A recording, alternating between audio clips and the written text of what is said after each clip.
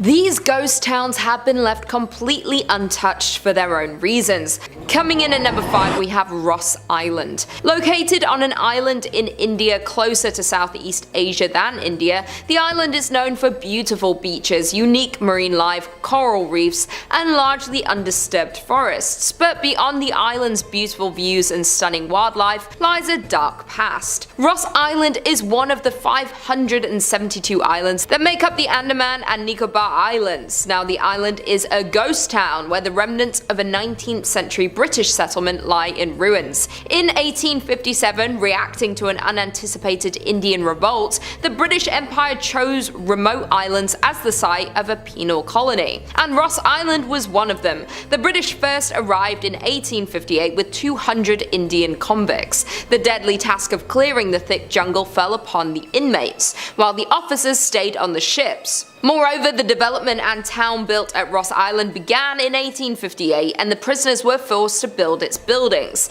The island was transformed to resemble a British town, with houses, offices, clubhouses, bakeries, stores, churches, and everything else that the British would not miss when they were away from home. The British ruled Ross Island for more than 80 years, up until nature was against the development. In 1941, a gigantic earthquake affected the island and left the town on the island completely ruined. The British thought rebuilding the town would not be worth it, and overnight left the island in complete ruins. Abandoned in the 1940s, the island is now being reclaimed by nature. Homes, a massive church, ballrooms, and even a graveyard all are in varying stages of decomposition, being taken over by an unyielding forest. In at number 4 we have Terlingua, Texas. Near the Mexican border, you'll find the town of Terlingua, Texas. In the 1800s, it was discovered that the area in which Terlingua was built was plentiful in cinnabar, a red mercury sulfide, from which mercury can be extracted. This caused an influx of miners to the area, but it wasn't until Jack Dawson's discovery and production of the area's first mercury in 1888 that it drew a population of 2,000, and by 1900 there were 4 mining companies in the area. When the Chisos Mining Company opened in the mid-1800s, workers and their families quickly relocated to the Terlingua, Texas. The Chisos Mining Company was founded and began operations in 1903 near Terlingua, Texas. The company specialized in the extraction of quicksilver and mercury. In 1799, Charles Harvard discovered that compounding the element produced fulminate mercury crystals, establishing its marketability. These crystals are useful in the production of gunpowder cartridges and shells. Mercury production had peaked during the First World War but began to fall, thus Chisos Mining Company had filed for bankruptcy and the miners began to trickle out. When the mine went bankrupt in 1942, Perry sold it and moved away. The population was around 3,000 at its peak, though it said that everyone up and left the municipality in the 1940s once the mercury was picked through. Thus, the once busy city became the ghost town we know today. It is now home to 110 people. By the end of the war, it was an abandoned ghost town. In at number 3 we have Kennecott, Alaska. A once flourishing town with businesses, shops, a train, and a lively community is now left as a ghost town. The town of Kennecott in Alaska was flooded with people after copper was discovered in 1900. After the discovery, a group of wealthy investors formed the Kennecott Copper Corporation to mine the mountains above the Kennecott and Root glaciers. In the 27 years the mine was in full operation, the company and town grew significantly in fortune and people, and at its peak Kennecott employed 600 people. But by 1938 the copper was mostly gone, the mine was shut down, and the town was left abandoned. The town was abruptly abandoned by its citizens, leaving most of their possessions behind. Since the middle of the 1950s, the place had been completely deserted, with the railroad discontinued service that same year. Reports of ghosts along the abandoned tracks of the Kennecott train have been claimed for decades, while other visitors report having seen old tombstones along the route of the tracks, though the gravestones then vanish by the time the visitors make their return trip. Others have reported hearing disembodied voices and phantom children laughing. Reportedly, a 1990s construction project were halted after workers were scared away by the creepy sounds and unexplainable events. In at number 2 we have Custer, Idaho. The mining town of Custer was born in 1879 by gold miners looking for their next gold hotspot. Prospectors discovered gold in what would become known as the Yankee Fork area of central Idaho in 1867. The area was worked on a small scale for more than a decade before the discovery of General Custer Mine. The General Custer Mining Company closed in 1888 and the district experienced a sharp decline. In 1899, the town of Custer has 5 saloons, 3 stores, a hotel and 3 boarding houses, but the town never established even one church. By 1910, most of the mines in the area were closed, and the Yankee Forks boom years came to an end. The combined population of Custer and the nearby Bonanza was just 66 people. The Silver Messenger reports just 2 families remaining in Custer in 1911, and then being fully abandoned the year following. Today it has been purchased by the US Forestry Service and, in conjunction with the Friends of Custer Society, is slowly being made into a historic site. Some original buildings have already been renovated, some are in process, and many others are slated to be restored. Several buildings lost in a 1960s grass fire are due to be replaced with replicas. The Forgotten Town is a landmark for many people such as tourists and especially paranormal investigators. In the old schoolhouse is a museum containing items left behind and showcases the town's unique history. Although interesting, you can't help but get an eerie feeling thinking about the people who once owned these items, as walking into one of these structures is like walking back in time. To think this town was once active with human energy and miners working every single day. And finally, in at number 1 we have South Pass City, Wyoming. Only about 10 miles north of the Oregon Trail is the shell of a town that used to be a busy gold mining camp. Established in a small valley along the banks of Willow Creek, the town was born in 1867. The town was built there because gold was discovered in the Wind River Mountains. By 1868, South Pass City boasted over 250 buildings, 1,000 people, and hundreds of claims. The town was extremely busy as its half-a-mile-long main street boasted numerous hotels, restaurants, general stores, 2 newspapers, doctors, a bowling alley, and dozens of saloons. The mining district continued to grow to as many as 3,000 residents. Miners looking for investors and newspapers promoting further settlement in the area exaggerated the region's amount of gold. But for South Pass City, its great success wouldn't last, and just 2 years after its establishment would begin to show its first signs of declining. Hitting a fall in early 1869, the town resurged briefly after outsider capital was poured into the area, but would fall again as expenses and hardships to recover the gold proved too costly for most miners. By 1872, the town was only occupied by only a few hundred people. In the end, South Pass would become a permanent ghost town. By 1949, the last of the pioneer families had moved on from South Pass City, and the buildings had fallen into disrepair. The grounds of the old town are known to be haunted, and Highway 287 that follows the route of the Oregon Trail over South Pass, which is the reason South Pass City ever existed, has had its fair share of ghost sightings. According to a local ghost story, a woman was driving home from a long day in Denver. Her friend had fallen asleep in the passenger seat. After passing through Jeffrey City, the driver spotted a dark, hunched figure walking toward the road in the sagebush.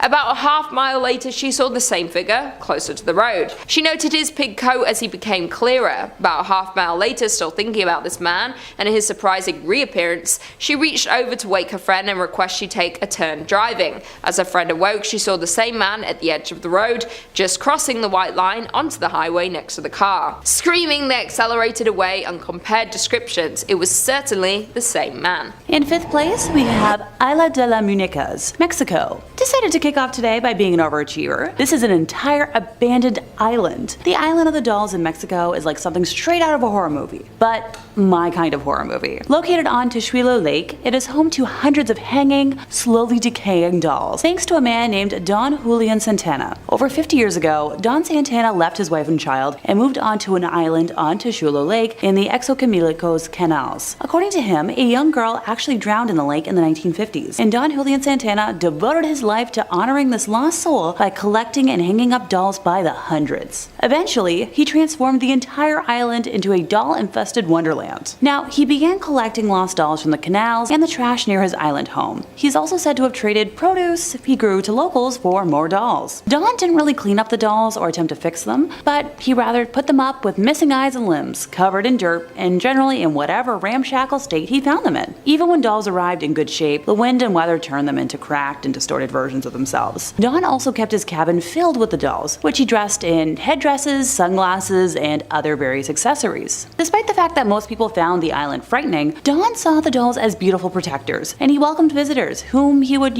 show around, charging a small fee for taking photos. In 2001, Don Santana was found drowned in the same area in which he believed that small child had passed away. According to legend, the dolls in the island are haunted by the spirits of the dead girl, and perhaps even by Don himself. Okay, who wants to go on a road trip with me? Anyone?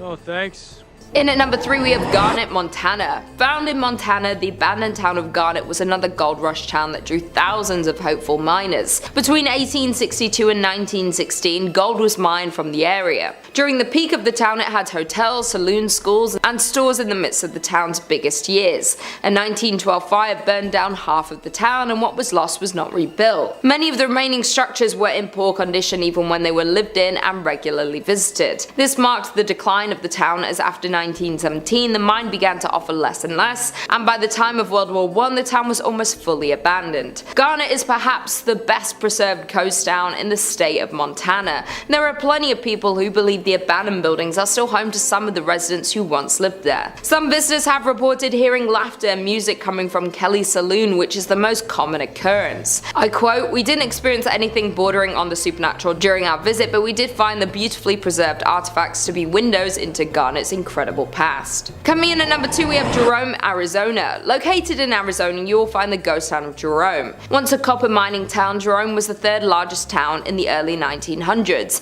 Its streets were filled with 37 saloons, 13 bordellos, and a meager 4 churches in 1917, and again in 1926 after a mine blast damaged the original. A series of ill-fated events at this site would almost lead one to call it cursed. When the Great Depression hit, conditions in the town took a sharp downturn. Plagued with man-made disasters and poor fortune, Jerome's population gradually dwindled from thousands to somewhere between 20 to 50 residents. Finally in 1950 the town was abandoned for good. A number of visitors have recounted other mysterious sightings. Visual apparitions range from human-shaped figures that roam the halls and stairways of the old hotel to a friendly animal that is said to scratch and meow at the doors. Additionally, one of the town's most well-known ghosts is said to lurk at the town's community center. Formerly called Lawrence Memorial Hall, the building is more often familiarly termed Spook Hall due to several strange happenings. With all the other apparitions wandering about this historic town, the cemetery, of course, known as the most haunted place in the whole town. Visitors here have made numerous reports of dark figures moving about, the sound of ethereal footsteps, and the sounds of distant voices. The old cemetery includes graves dating from 1897 to 1942. And finally, in at number 1 we have Cerro Gordo, California. Cerro Gordo is a ghost town located in Death Valley and is considered one of the best abandoned places in California. Cerro Gordo means fat hills in Spanish. It was named this for the vast amount of silver it contained. By the end of 1869 the city flourished and became well known for its promising business. By 1871 Cerro Gordo was well established as a mining town. The American Hotel was completed that year, as were several other permanent structures, a general store, restaurants and saloons. At its height, the town had 5,000 residents. In 1875, Cerro Gordo suffered a series of setbacks, necessitating the shutdown of its furnaces. These problems resulted from a scarcity of ore in the mine, which had lasted for several months, and the temporary drying up of its water supply. In addition, by late 1876, a fire accident happened through some of the mine buildings and the union shaft, and the furnaces were closed the following February due to the disaster. A more lethal blow was dealt by falling lead and silver prices, effectively ending this era of activity at Cerro Gordo. Because of all the tragedy that occurred in Cerro Gordo, there's been multiple paranormal investigations held at the grounds of the abandoned town. While the new owner of the town was purchasing it, he was warned that they might have some visitors hanging around, and by visitors they meant spirits. One of the now owner's ghost stories goes along the lines of, as he was walking toward the bunkhouse, he looked at the window, the curtain pulled to the side and a little face poked out. Under the assumption that the contractors were staying in the bunkhouse, he asked when they were leaving, and he was told that they're gone for 2 weeks. So a little uneasy, he locked up the door and went for a hike. By the time he got back, the kitchen light was on, even with the lock still on the door. Coming in at number 5 we have Goldfield, Arizona. Being deemed as one of Arizona's most haunted places, we have the town of Goldfield. Founded in 1893, Goldfield was a promising land for gold mining. The town grew rapidly, gaining 1,500 residents during its first year. The space was quick to build businesses including stores, a blacksmith, a butcher, a brewery, and 3 saloons. Though the town of Goldfield met its fall just as quickly as it was built up. After 5 short years, the gold ran out and people began to dwindle, eventually leaving it fully abandoned, securing its ghost town status. Being classified as a ghost town doesn't necessarily mean a place is haunted by ghosts, but this is not the case for the Goldfield ghost town. There's plenty of documentation and investigations that point to Goldfield being a paranormal active ground. it is known that a mysterious figure lurks within the shadows of the Goldfield ghost town, Bordello. It is unclear who this spirit would have been in life, yet it is commonly believed he was once a miner who lived in the town. Unexplainable knocks and bangs are heard in the building, and some unfortunate visitors have been scratched. This activity is attributed to a dark character who's usually seen wearing a cowboy hat. Just on the horizon of the Goldfield ghost town sits a landscape made ominous by its name and the legend surrounding it. The Superstition Mountains are cloaked in mystery and at the center of many fables, making them notorious among the paranormal community. The Superstition Mountains carry many secrets, the most famous being the location of a supposed deposit of gold and riches in the Lost Dutchman's gold mine. A curse has kept this treasure safe since the days of Goldfield's mining boom. Many have set out to locate these riches, and many have returned empty-handed or found only death. Countless adventurers have perished in the Arizona heat pursuing this chase. Their ghosts are said to now haunt the mountainside. Other secrets of the mountain have people believing that the hill is a place where evil spirits hid and told stories of a devil that lived behind the mountain. There's also a rumored apparition of a hugely tall skeleton named the Borrego Phantom, which appears to those exploring the mountain after dark. Another layer of creepiness is added to the mountain by the local legend that reptile-looking people surface there after dark. All of these creepy mysteries are summed up pretty nicely in the Superstition Mountain's name. In at number 4 we have Glenrio, New Mexico. Found on the state border of Texas and New Mexico lies the town of Glenrio. Founded in 1901, it was a town where wheat and cattle farmers settled and grew a community. Being divided between two states made for some unusual customs in Glenrio. The mail would arrive at a train depot on the Texas side, but would have to be transported to the post office on the New Mexico side. The Texas side was part of a dry county, so all the bars were on the New Mexico side. Because the gasoline tax was higher in New Mexico, all the service stations were on the Texas side. By 1920, Glenrio had a hotel, a hardware store, and a land office, as well as several grocery stores, service stations, and cafes. Though Glenrio's permanent population never rose above 30 people, the town survived with its tourist-based businesses catering to the many travelers along Route 66. By 1985, only 2 residents remained in the small town, and the Texas post office was the only business open. It too has long since closed. Other buildings have overgrown sites, missing windows, or debris surrounding them. The detritus of 4 decades when Glenrio welcomed tens of thousands, fed and entertained them, and sent them on their way towards Chicago or California. In at number 3 we have Nevada City in Montana. Miners settled in Nevada City in 1963, along with establishing their homes and businesses in this new town. Located in southwestern Montana, the town is 1.5 miles from Virginia City. The town was thriving up until 1876 when the gold miners moved to other promising sites. In 1896, the Connery Placer Mining Company destroyed most of the city's buildings. The company dredged the gulch and later abandoned it, leaving heavy wooden barges. This abandoned town being haunted is old news, as the Nevada City Hotel is reported to be frequented by the apparition of a road agent who lost their life nearby, according to online sources.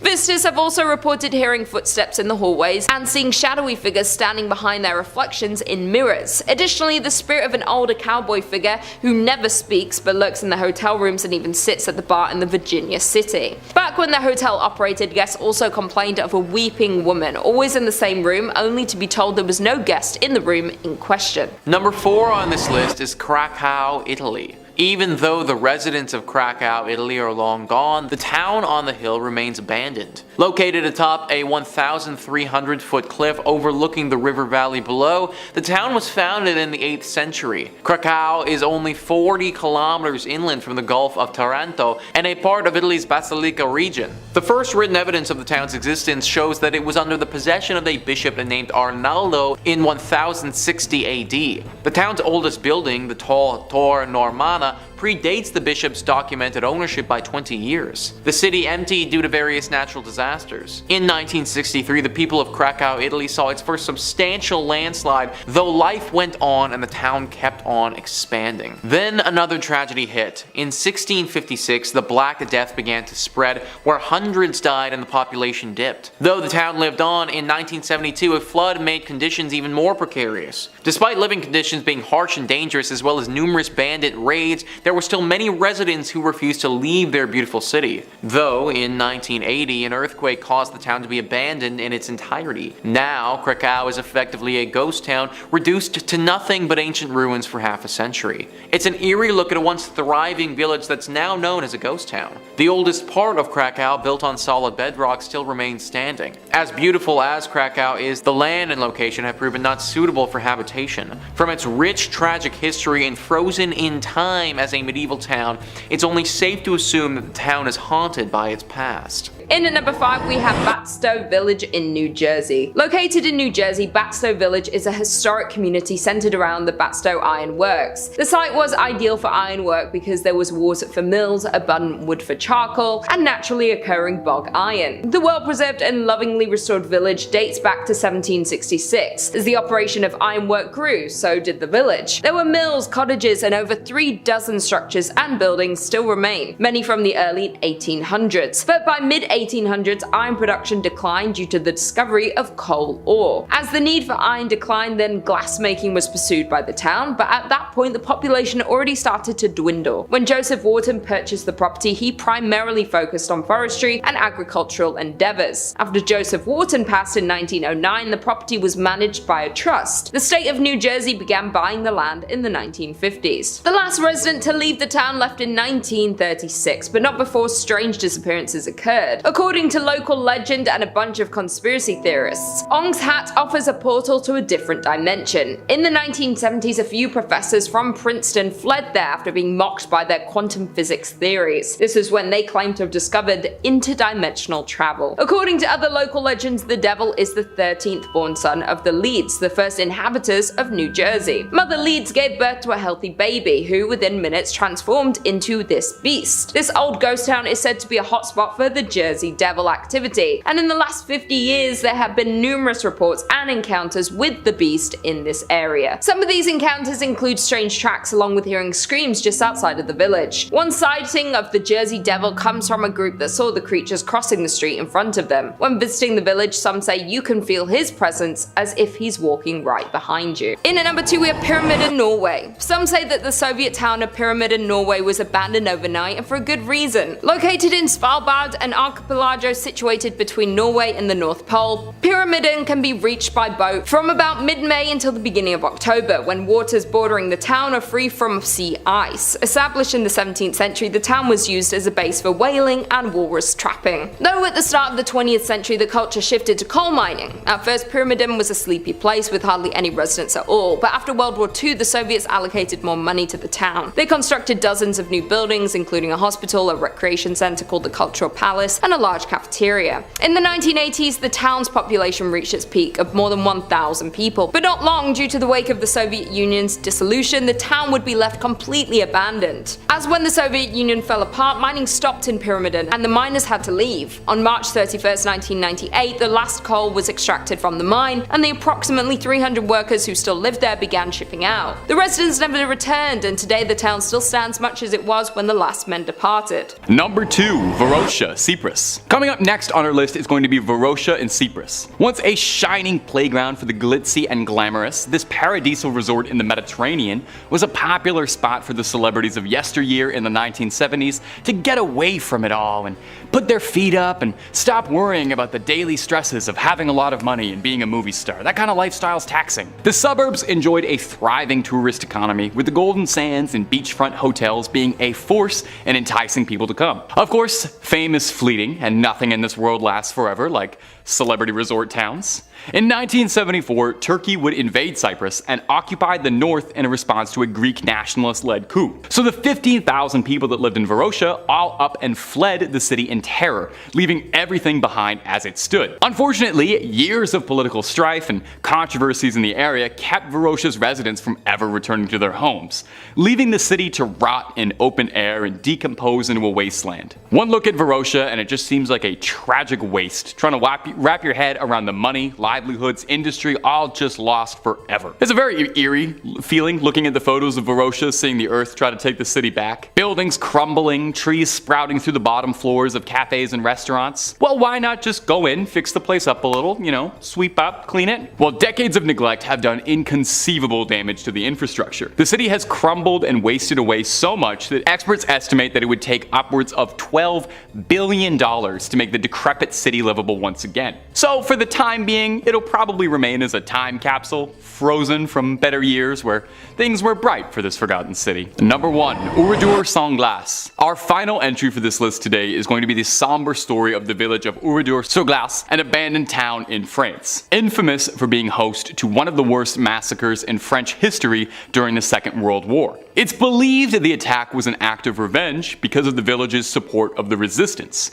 So as retaliation, German soldiers rounded up 642 residents and killed them, and burned the houses to the ground. Some were fired at, while others were locked in a church that was burned. The only people from the village who managed to survive the horror were those that played possum and fled out into surrounding forests after the invading soldiers had all left. After the war had ended, nearby, there was a new Oradour-sur-Glane built nearby. But the original village, what's left of it at least, was ordered to be left untouched by President Charles de Gaulle, who insisted the village must be left standing as a monument to honor the dead who had been wrongfully taken too early.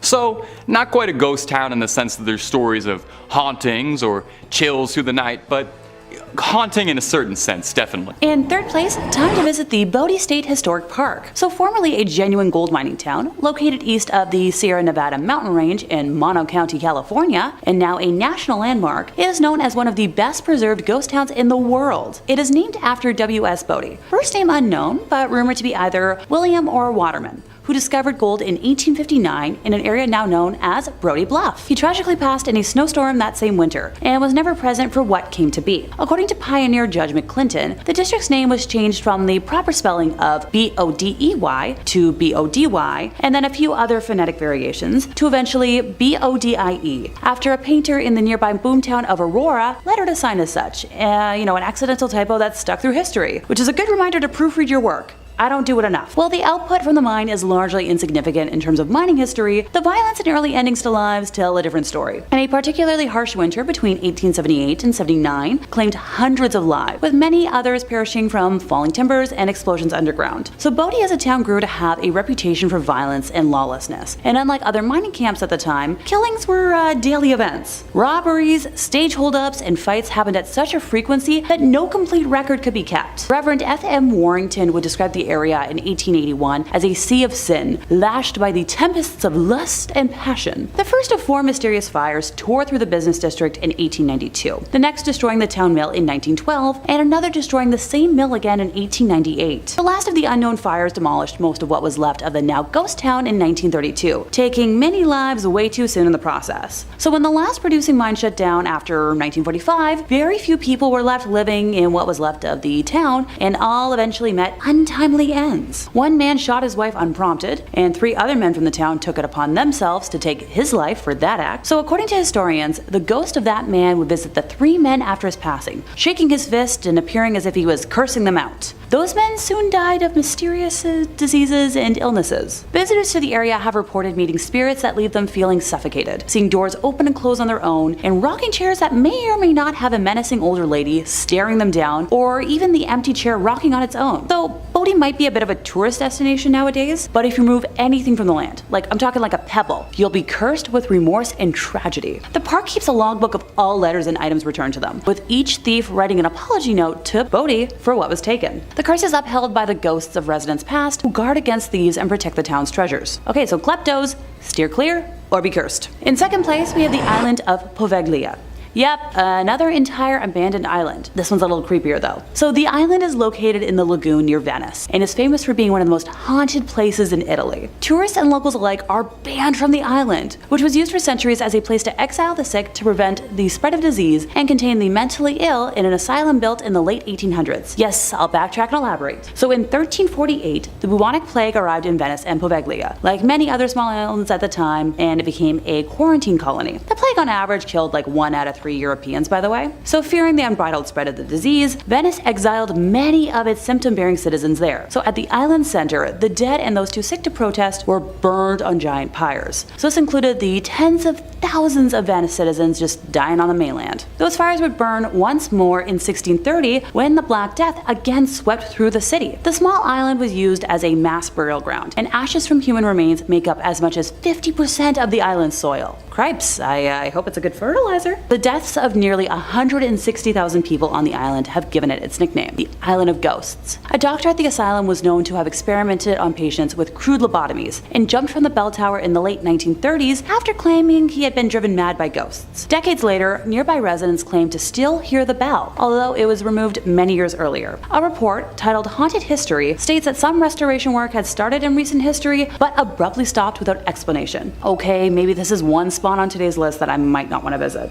And in first place, we have St. Elmo in Colorado. St. Elmo is a ghost town and allegedly the best preserved ghost town in all of Colorado, while also boasting the most hauntings and paranormal activity of any ghost town in the state. The town was a major gold and silver trading center and the hub of life for many pioneers, outlaws, and miners for decades. So it was originally called Forest City, but St. Elmo was settled in 1878 and became an official township in 1880 with the arrival of the first post office. So the residents of the town were forced to change the name because there were already too many forest cities in the area. So gotta applaud the originality. St. Elmo went through a massive gold rush, reaching the height of its population of 2,000 residents in only 10 days. The majority of the town worked in one of the 4 local mines. The Mary Murphy mine was the most profitable mine and the longest operating, having produced over $60 million worth of gold while it was in operation. When the mines began to close down, the town began to dwindle. The Mary Murphy mine continued to operate until 1922, but was shut down when the railroad was abandoned. Postal service was discontinued in 1952 after the death of St. Elmo's postmaster. Now for the fun part,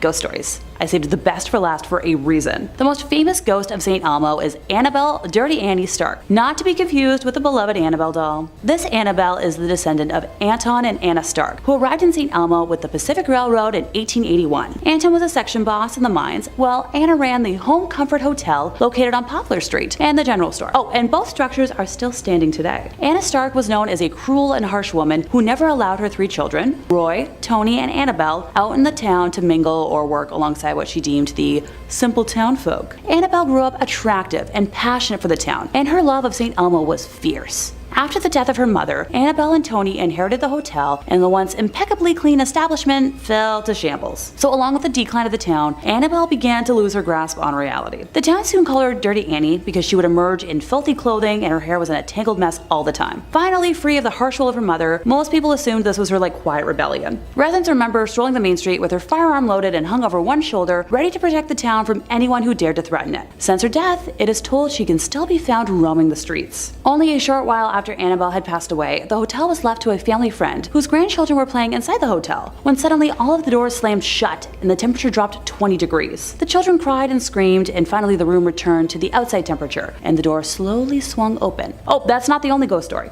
Don't worry. A woman skiing down Poplar Street at dusk was struck by a peculiar sight of a lovely-looking woman in a long white gown glaring out of the second-story window of the Home Comfort Hotel. Now, the skier was shocked. She knew the owner of the hotel was on vacation, and nobody was supposed to be inside. As she turned to see what the woman was eyeing, she noticed snowmobiles approaching. So, sidebar, snowmobiling is illegal in St. Elmo, so the skier went and advised the group, who promptly apologized and went back where they came from. When she turned back to look at the hotel, the woman in the window was still watching, and she lowered her head, nodded at the skier, turned and vanished before her eyes. So curious and in disbelief, the skier went back the next day to find every window and door were locked. When the owner of the hotel returned, the 2 women searched the property with nothing to be found. So was it Annabelle keeping watch? Be sure to let me know in the comments what you think. Number 4 on this list is Gukajima, Japan. Being 480 meters in length and 160 meters wide, this small island holds a lot of history and ghost stories. Just 15 kilometers from Nagasaki and in front of the Japanese coastline. In the late 1950s, the island had a population of over 5,200 people. The people that resided in the Gukajima Island were mostly coal miners and their families. Since the island is so small at its peak in population,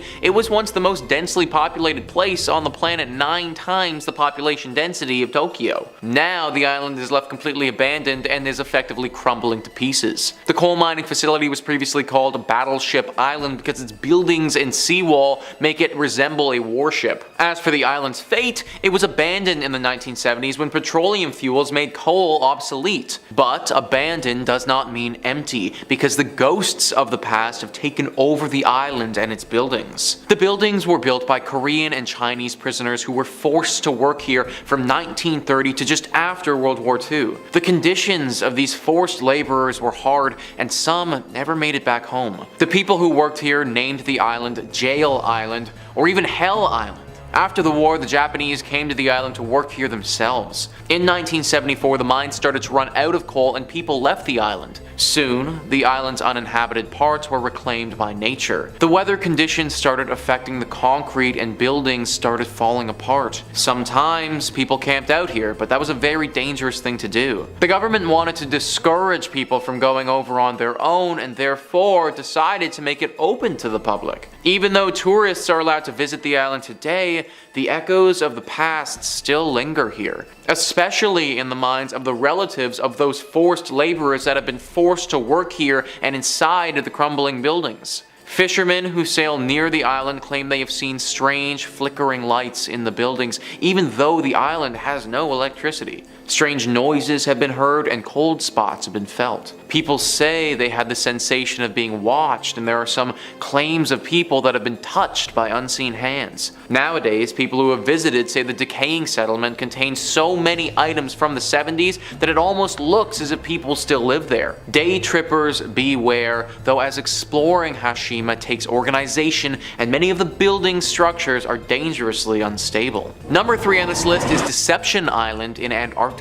Deception Island can be found just off the northwest Antarctic peninsula in the South Shetland Islands. The island itself is quite remote and can only be reached by ship. The island was once known for being the safest harbor in Antarctica and used as a sealing and whaling station, having interested Britain, Chile, and Argentina for a place of science and military, where Britain ended up using it as a military base, but not for long, as it was deserted when volcanic activity destroyed it in 1960. Today, Deception Island is a popular Antarctic tourism destination and a scientific outpost for summer research teams from Spain and Argentina. With a history rich in destruction and conflict, the horseshoe-shaped landmass can leave visitors with more than a touch of nostalgia and even the uneasy feeling that the island is true to its name, that something here is not as it seems. Since it's been abandoned, the island is known to be a paranormal active hotspot, as many of the ghosts of Deception Island are plain to see, with abandoned scientific research stations, airplane hangars, whaling operations, and military bases being scattered around the island. Many who have visited Deception Island have said they felt uncomfortable, as though they're not alone in more ways than one, with many visitors having heard strange voices seemingly coming out of nowhere. Others claim to have seen shadowy figures. Strange orbs of light are commonly seen there as well, only adding to the mystery and intrigue of such a place. With no immediate way to escape the island, making the risks of visiting the island and interacting with paranormal activity a little scarier. Kicking us off in 5th place, we have water park troubles. This tale takes place at Schlitterbahn, which is a theme park owned by Cedar Fair in Texas on the Raging Rapids portion of the Lazy River. Our narrator Vanessa and her friends didn't expect anything intense from the ride. They were all just, looking forward to relaxing, watching the water go by, enjoying the scenery. As expected, the ride wasn't super intense whatsoever at first, until it hit a patch of white water, and because of the angle that the raft hit the bump, Vanessa and her companions were launched into the river. Nope, that's not supposed to be part of the ride. And while the ride might have only been, 3 feet or so deep of water, I'm reminded of all the posters from my local pool growing up about how people can literally drown in a bathtub. So yikes! Vanessa described herself as entering a state of shock, feeling emotions ranging from fright to embarrassment, confusion, and panic. As she attempted to reach for the raft to pull herself back in, she realized she couldn't see her friends anywhere, and she was once again being yanked underwater. Panic had taken over as the main emotion by this point, and Vanessa found herself swirling around and around and around under the water. Thankfully, a nearby lifeguard jumped into action and was able to hoist Vanessa and her friends back into their raft, allowing them to enjoy the rest of the rapids in the intended fashion. I'm a little concerned about the lack of seatbelts on that ride, since they were never mentioned, and I feel like that should be a thing, or like a weight sensor to stop the ride in event that, someone goes over. Oh, just me, okay. As a high point to this, somehow Vanessa managed to keep her glasses on throughout the entire ordeal. Go Vanessa! In 4th place, we have an urban legend from Canada's Wonderland. Time to move on to a Cedar Fair park that's a little closer to home. As someone who spends most of September through December at Canada's Wonderland every year, I just knew I had to include this ghost story in today's list. While Wonderland might be home to the scariest of scary monsters every October, the iconic Wonder Mountain is actually home to a ghostly spirit all year round. Construction of the iconic theme park happened between 1979 until 1981, with construction of the mountain alone involving a dozen local companies under Cincinnati engineer Curtis D. Summers. Now, while we don't know the name of our victim, one of the construction workers who was working on Wonder Mountain passed on the job, and for the most part, the details of his passing and specifics have been kept pretty secret. I tried. I promise I tried. This ghostie haunts the mountain to this day, specifically the Thunder Run ride. If the ride operators don't greet the area with good morning and good night at the beginning and the end of each operating day, the ride will malfunction and cease operations until given the proper respect. Honestly, I'm all for inviting the ghost to roam the park during Halloween haunt. What's the worst that could happen? An actual ghost over in Ghostly Pines or Spirit Manor would be so much fun to see. Oh, just my own opinion again? Of course. Number 2 on this list is the Ospedale Psichiatrico di Volterra. This abandoned lunatic asylum is located in Italy. All That's Interesting says the asylum at Volterra was meant to be a sort of haven where patients could roam and do as they pleased. There were shops, a gardening company, and a judicial section which became known as the Fairy Pavilion. But the hospital's idyllic objective was sidelined after the facility became overcrowded. By the 1960s, the Ospedale Psichiatrico di Volterra was one of the country's most populated hospitals with more than 6,000 patients. This was largely due to how easy it was to be committed to the hospital, and patients were admitted on the faintest signs of depression to accusations of moral transgressions. The facility was run like a prison, with nurses being referred to as guards or supervisors. Patients were treated like inmates and often sedated or isolated. The cures they were given included electroshock treatments, insulin-induced comas, and ice tank submersions. Patients at the Volterra facility suffered immensely until the hospital was abandoned in 1978 following the passage of the Poveglia law, which mandated the closure of all mental hospitals in Italy.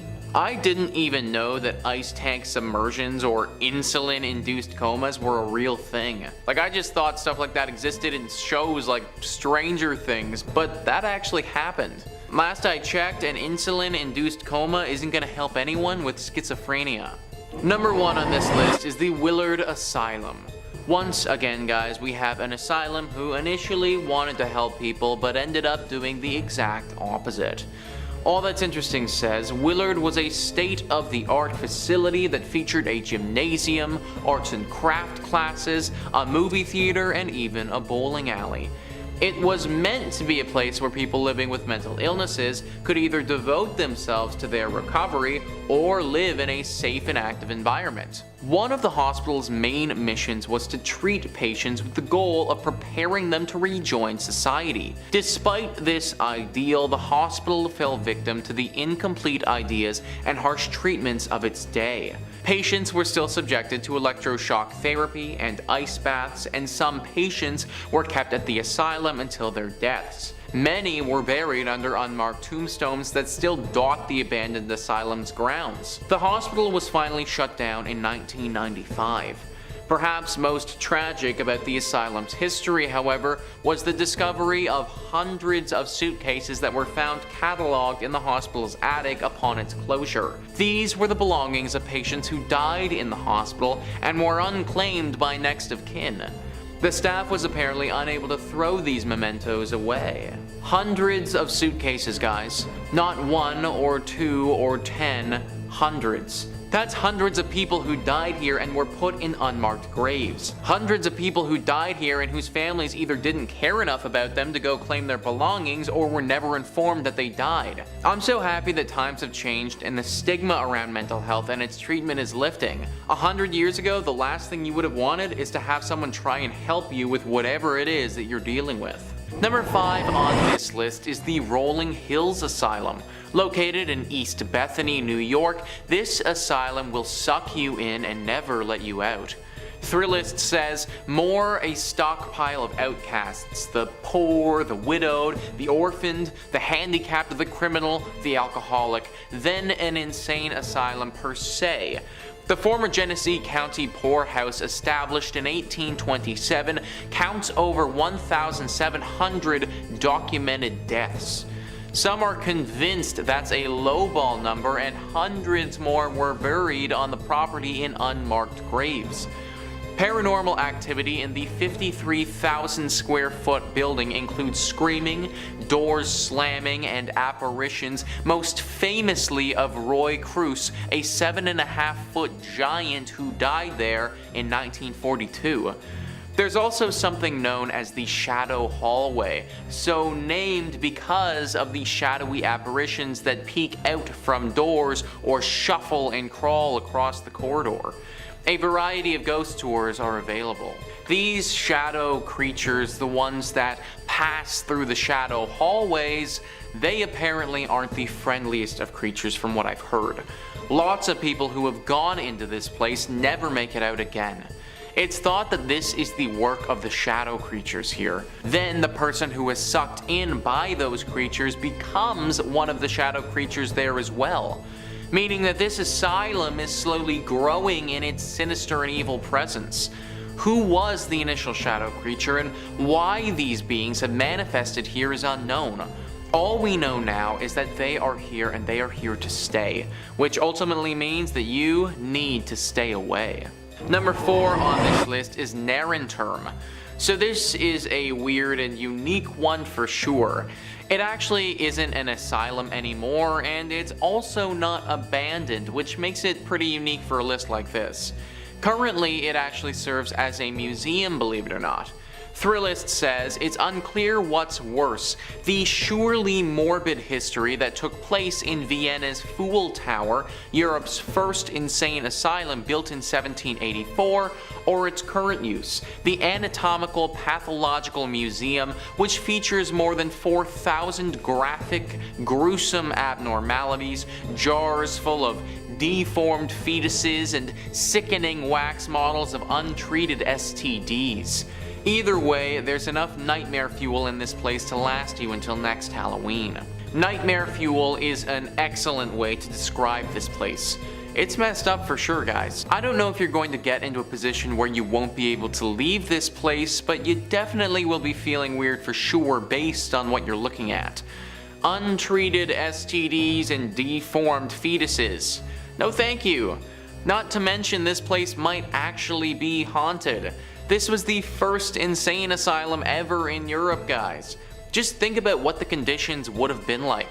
Conditions in mental hospitals today are still not super ideal, but back then you would have been treated horribly.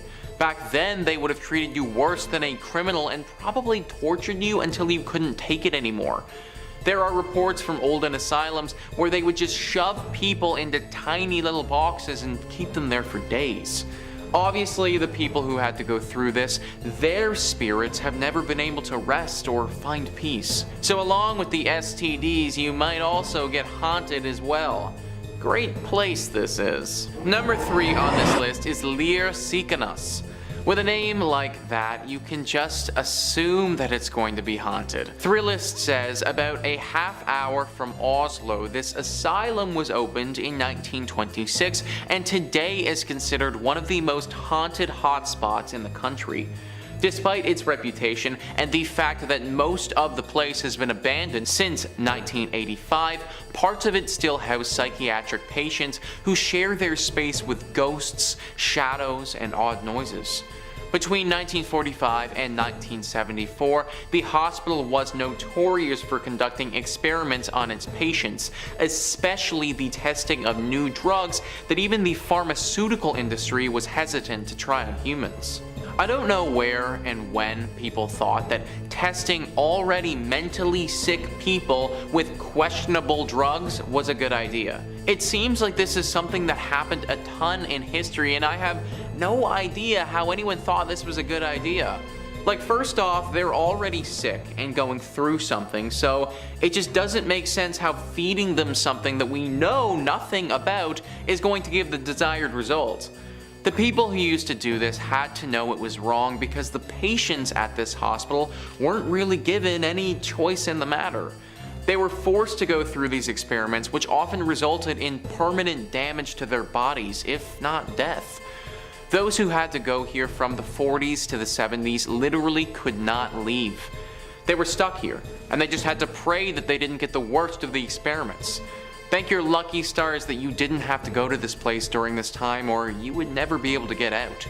In at number 2 we have Ludlow, Colorado. Located about 12 miles north of Trinidad, Ludlow, Colorado is a ghost town known for an infamous event in 1914. A former mining camp, it was the location of the Ludlow Massacre. Beginning in 1910, the resident coal miners grew unhappy over their dangerous working conditions and began to debate a strike. By 1913, a strike had begun, much to the dismay of owner John B. Rockefeller. On April 20th, 1914, there was a massacre in Ludlow, where the Colorado National Guard and Colorado Fuel and Iron Company guards attacked miners, burning their tents to the ground. Known as the Ludlow Massacre, 25 people lost their lives. The massacre was the height of the Colorado Coalfield War, which began a year earlier in 1913. Two coal mining counties, Las Animas and Huerfano, were the centers of the conflict. The United Mine Workers of America led the strike against the Colorado Fuel and Iron, owned by Rockefeller. They were upset over the horrible working conditions. Both parties led attacks back and forth over the years. Today, the old company town of Ludlow still stands as a ghost town, and the site of the tent city is also kept reserved, now under the care of the United Mine Workers of America. A monument to the deceased was also built by the Union at the site. In addition, the cellar where so many innocents perished is still in place. The doorway can still be seen and the dark depths of the pit can still be viewed. Though this isn't recommended, as many people who visit the abandoned ghost town report a strange feeling when looking through the doorway, and even worse, possible whispers around them with an unexplainable source. And finally, in at number 1 we have Helltown, Ohio. The abandoned town known as Helltown can be found in the Cuyahoga Valley in Ohio. There sits an eerie, deserted town known by locals to be haunted. No people live in the area anymore, though there are still remnants of the lives of former residents left behind. The whole town is surrounded by hazardous roads that seemingly lead to nowhere. Locals believe this was done to confuse any wandering explorers. But the Helltown Church seems to have inspired the town's ominous name. The tiny white church is in the center of Helltown and is central to all local theories. Some say the church was a place of worship for practicing Satanists who still lurk around the closed-off roads, hoping to recruit unwelcome visitors. Others believe the town was evacuated after a chemical spill that resulted in bizarre mutations of the residents and animal population. The legend of the Peninsula Python stems from this theory. There even sits an abandoned school bus in the town with legends of its own. The story goes that the bus was carrying a group of high school students who were going to one of the ski resorts near Boston when an elderly woman flagged down the bus. She was in a panicked state and explained that there was a young boy in her house who was seriously hurt. The bus driver, in an attempt to help, turned down her driveway and drove into the woods hoping to help the boy. When the bus approached the house, Satan worshippers swarmed it and sacrificed all those on board. The bus sat back there for over 30 years, standing as a warning to all who decide to venture into Helltown. A local paranormal investigator set out to research the abandoned town, and to his surprise, what he discovered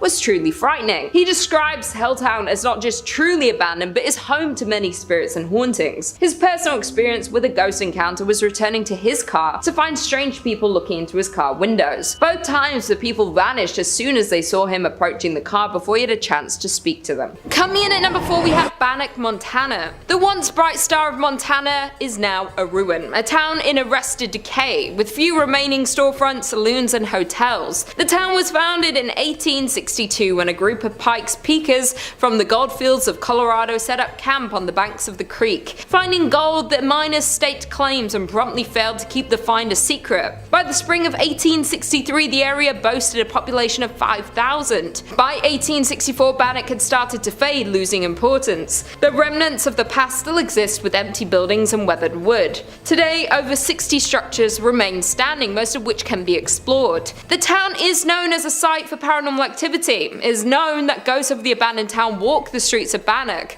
The most common ghost story, though, is the story of Dorothy Dunn. In August 1916, Dorothy Dunn, her cousin Fern, and a friend waded into a dredge pond and stepped into deep water, but none of the three knew how to swim. Luckily, a passerby was able to save both Fern and the friend, but Dorothy was not as lucky. Today, the site of the tragic drowning is referred to as Dorothy's Hole. Sometime after the accident, Bertie saw a ghost of her friend upstairs in the hotel of the town. She recognized Dorothy by her long blue dress. Although Bertie rarely discussed the sightings, other visitors began to report seeing the spirit of a young girl in a long blue dress in the window of the hotel. Others have reported cold spots, and some have reported trying to speak to the girl in a long blue dress. Bannock was filled with adult workers, crimes, murders, and of course the notorious sheriff and outlaw Henry Plummer, whose vast gang terrorized and robbed southwest Montana for years. Henry Plummer was handsome, well-dressed and charismatic. He was also able to gain the trust of the area miners and was soon elected sheriff of the community. However, little did the citizens of Bannock know, but their new sheriff led a secret band of road agents called the Innocents, who began to terrorize the travelers between Bannock and Virginia City, robbing and ending more than 100 men over the next several months. Once caught for his terrible actions, Henry Plummer met his fatal end at the hands of the town's citizens. Today, many say that the ghost of Henry Plummer haunts this old settlement. Perhaps he wants to avenge his name.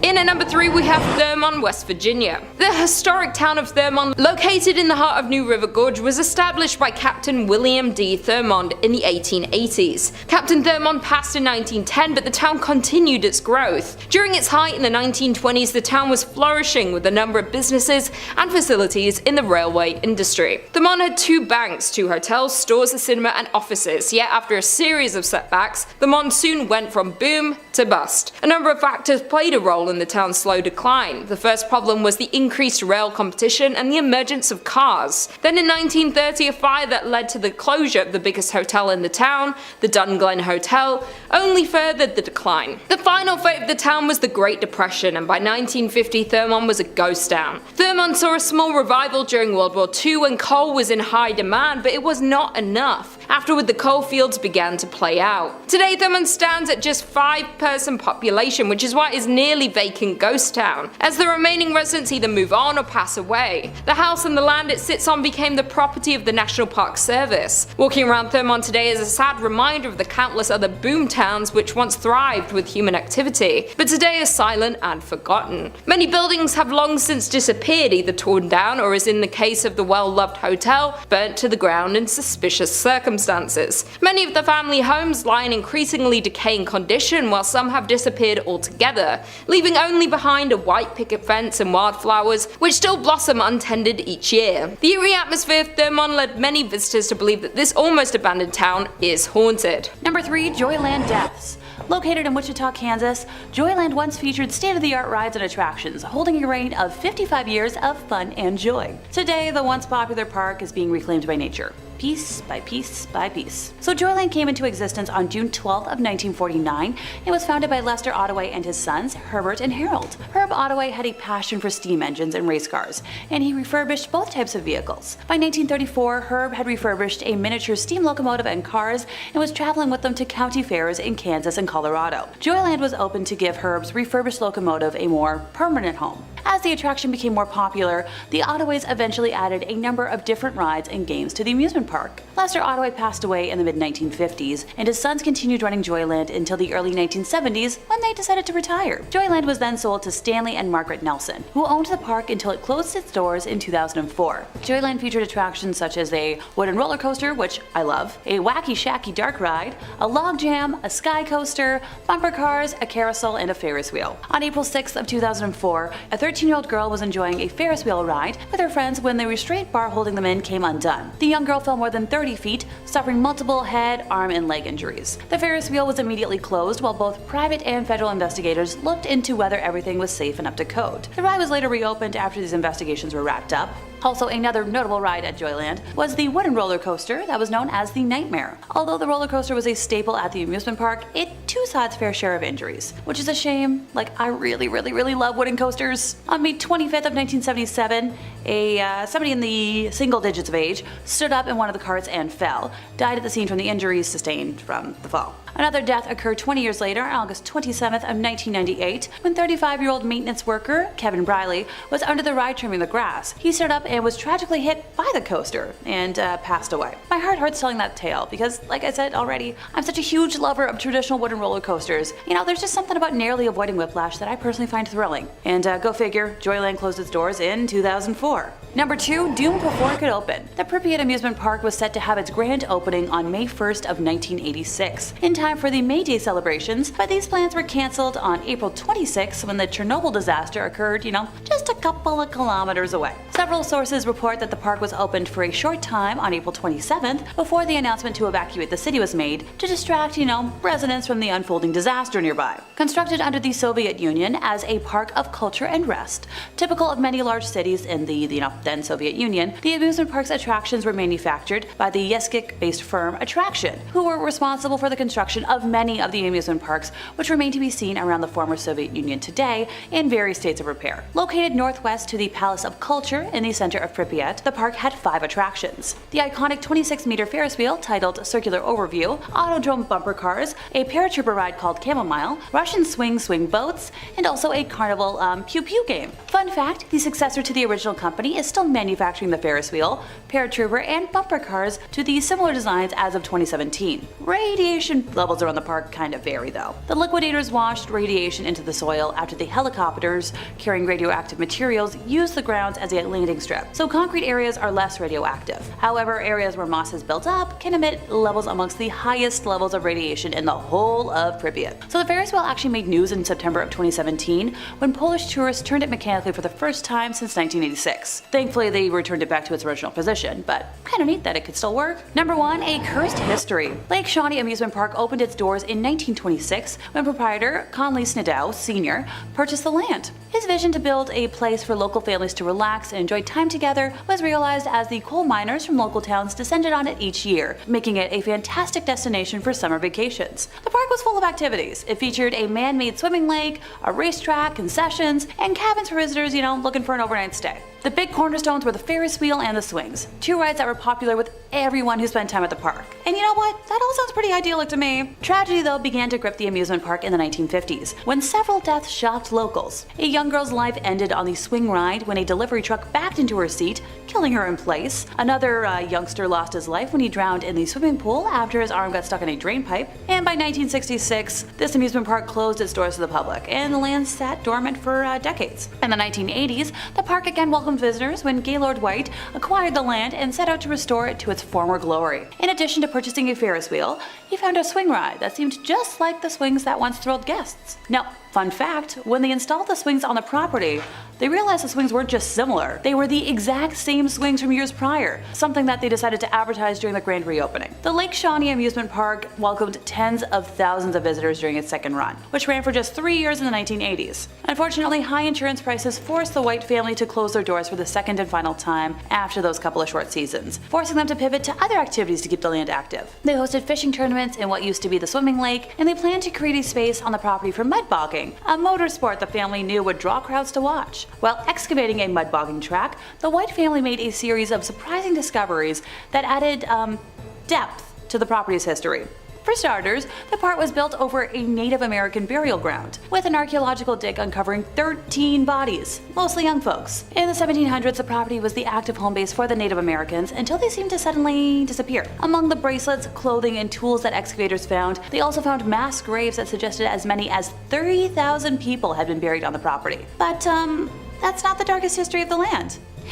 In 1783, Mitchell Clay was the first European settler to make a home in the area, which was heavily inhabited by the Shawnee Native American tribe. So while Clay was gone to town one day, the Shawnees surrounded 3 of the Clay descendants who were working in the fields. Bartley met his end first, and Tabitha, hearing the explosion, ran to her brother, where she was attacked and cut by a stabby implement. Her body was dismembered, and both of their scalps were taken by the entire group. Their brother Ezekiel was captured and burned at the stake. A historical marker on the road leading to the park commemorates their memories. One could wonder if the tragic history of the grounds is the reason for the 6 deaths that occurred at the park, eventually leading to it being closed down in 1966. And many locals, including the park's new owner, claim the park to still be haunted. Number 2 on this list is Pripyat Amusement Park. Pripyat is a town that we've talked a lot about on this channel already. In fact, it was recently featured in a video where we looked at the top 5 mysterious towns that are completely abandoned. Pripyat is a ghost town in northern Ukraine and near the Ukrainian and Belarus border. It was named after the nearby nearby river Pripyat and was founded in 1970. Right in the town is a small amusement park that once looked quite fun and had plans to grow into a big Ukrainian park that people might flock to. Those dreams were never realized though, and now it sits in complete and utter disarray. Those dreams were never realized because of the horrible accident that occurred in 1986. You see, the town of Pripyat was basically established to serve the Chernobyl nuclear power plant. When it was first built, it was a closed town basically only for the workers of this place, but it grew and grew as time went on, and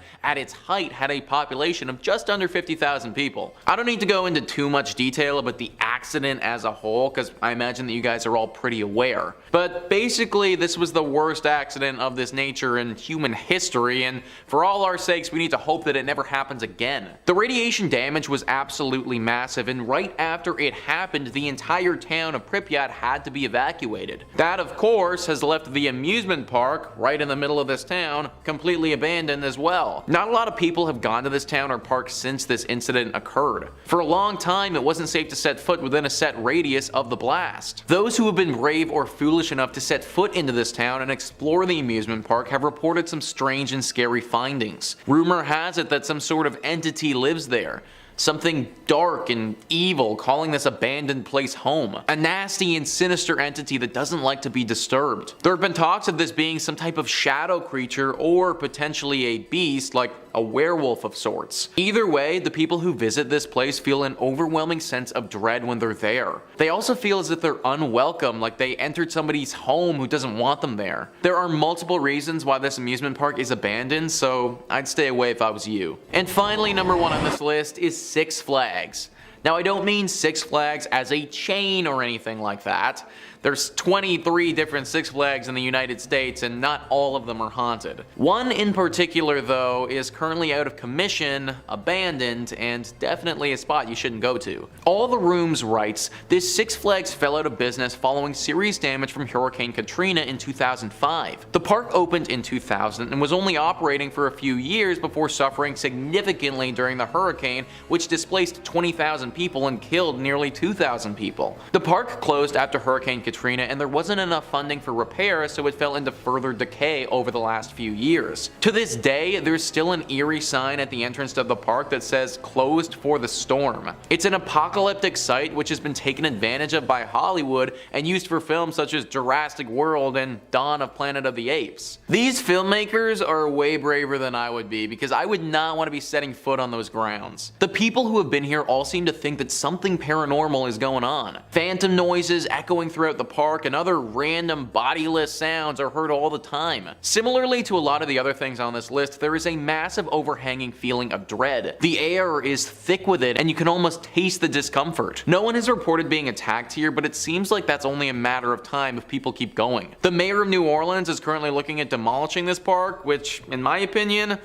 probably for the best. Number 5, the Warner Brothers Jungle Habitat. Originally opening on July 19th of 1972, this park closed its doors by 1976, which is a really bad timeline for a theme park that was technically never completed. The first time Jungle Habitat made headlines was only months after it first opened for business, when an Israeli tourist named Abraham Levy was riding through the safari in a taxi cab and decided to roll down the window to get a better look at some of the animals roaming about. 2 lions attacked the car and mauled the 26-year-old tourist, causing lacerations to his face and shoulder. He took credit for the harm, citing his own foolishness, which helped to dodge a media onslaught. Well, for the most part. By the end of the year, reports of animals escaping into the wilds of West Milford were far too many in volume to be ignored. Besides sightings of harmless animals like peacocks, there were rumors spreading about dangerous animals such as a pack of wolves and a lion being sighted along local roads. These sentiments, voiced 28 years ago, are identical to the rumors still running rampant today.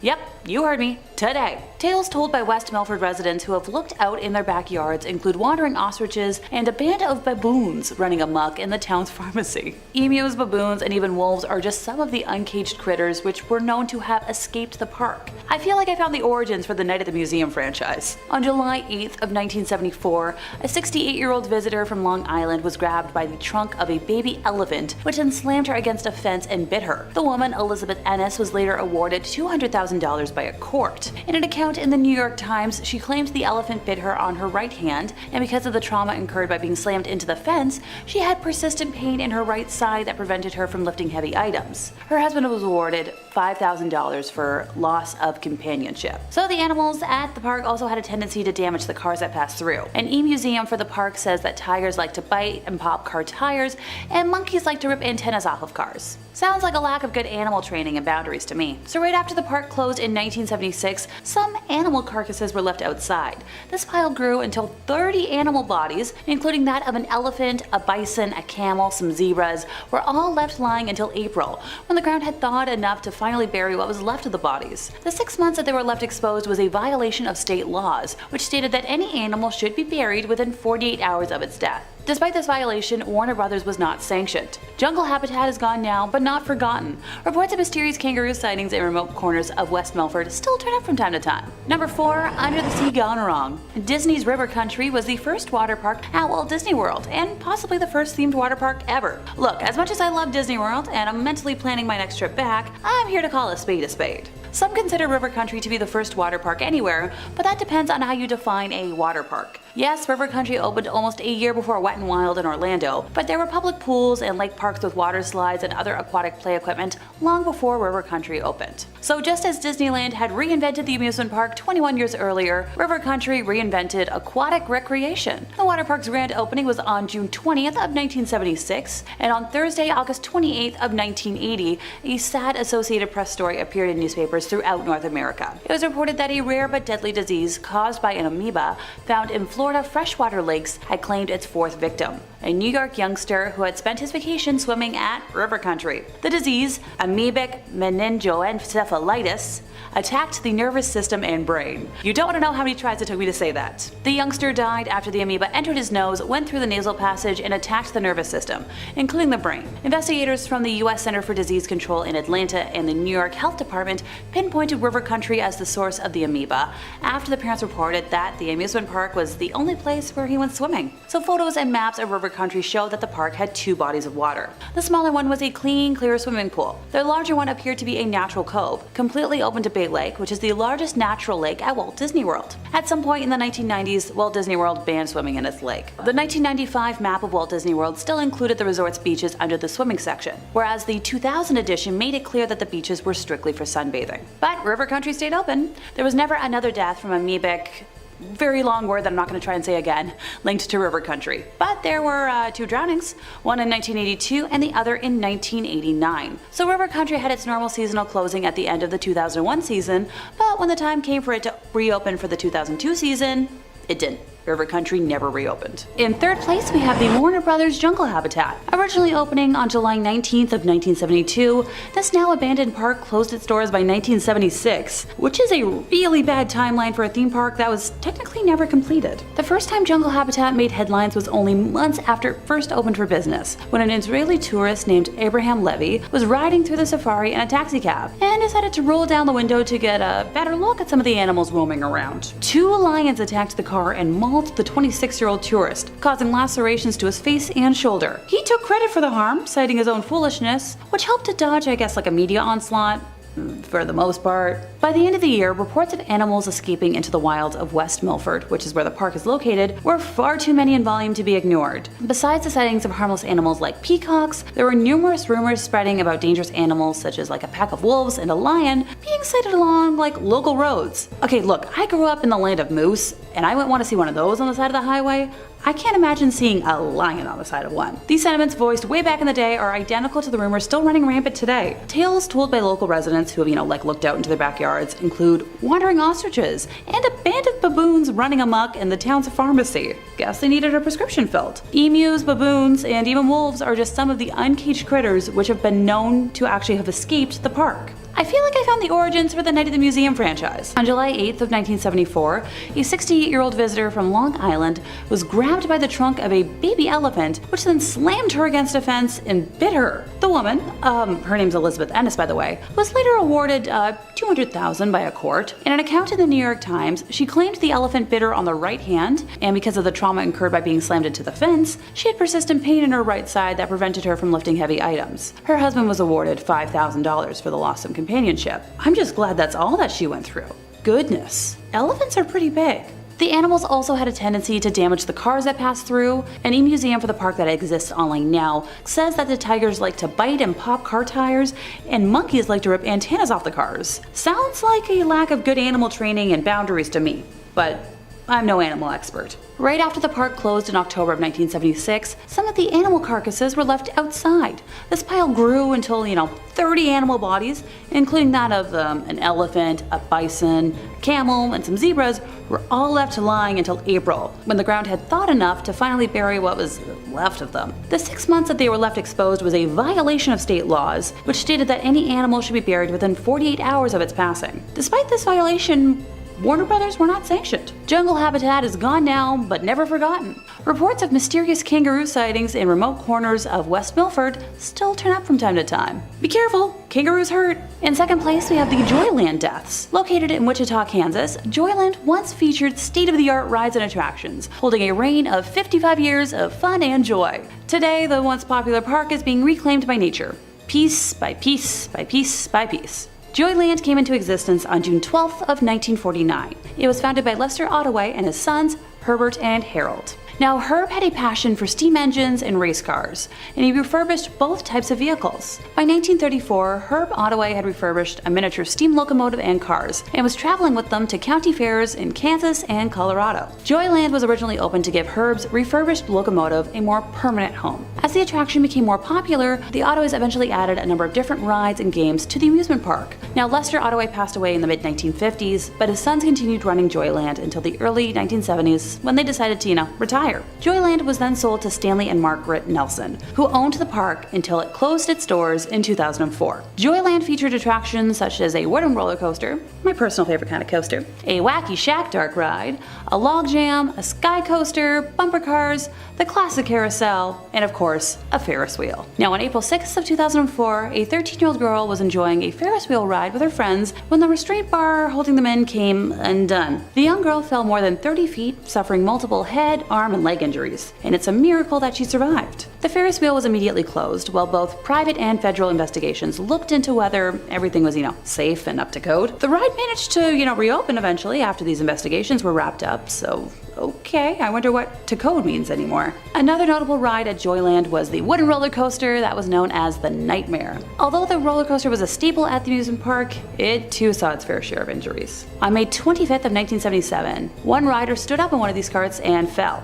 He passed at the scene from injuries sustained from the fall. Another death occurred 20 years later on August 27th of 1998 when a 35-year-old maintenance worker named Kevin Briley was under the ride trimming the grass. He stood up and was tragically hit by the roller coaster. He also died at the scene from his injuries. My heart hurts telling that tale because I'm such a huge lover of traditional wooden roller coasters. There's just something about narrowly avoiding whiplash that I personally find thrilling. Joyland closed its doors in 2004. Maybe it might be worth, a little urban exploration. In first place, time to visit the ghosts of the Enchanted Forest. The whimsical 20-acre amusement park was built in an Oregon forest and boasted handcrafted attractions like Storybook Lane and Toftville Western Town, along with rides like the Ice Cream Mountain bobsled roller coaster and a big timber log ride. Sounds pretty magical, right? Yeah, that all depends on who you ask. Though many folks experience nothing more than a charming park, other more abnormal experiences are definitely not in line with a regular amusement park. For many, a visit to the Enchanted Forest can be a supernatural phenomenon, and I know I'd be happy either way. I love all things fantastical and wonderful and whimsical, but also spooky. Tales of employees feeling a ghostly presence on attractions like the Haunted House and Challenge of Mondor ride caught my eye while doing research for today. The story of Enchanted Forest starts with Roger Toft, the park's creator, who spent every last penny he had to make his passion project come to life in 1971. His granddaughter, Ashley Toft, is now the park's general manager, and while she claims she's personally never experienced any supernatural phenomena on the Haunted House, she did admit that the attraction makes her feel anxious and overwhelmed. While guiding a group of experienced paranormal experts through the attraction, she led them directly to a cold spot that could be attributed to an otherworldly presence. As much as I understand the stigma of not wanting to believe in ghosts, that's a coincidence I can't just ignore. Challenge of Mondor ride operator Chris Dunn has since told a tale of an inexplicable encounter that he experienced one morning in 2016 while prepping the wizard-themed target aiming attraction for the day. He explained how he heard footsteps behind him, but turned around No one there. Mere seconds after hearing the footsteps, he described being hit with a strange energy throughout his body, one that made him dizzy and gave him a horrible case of chills.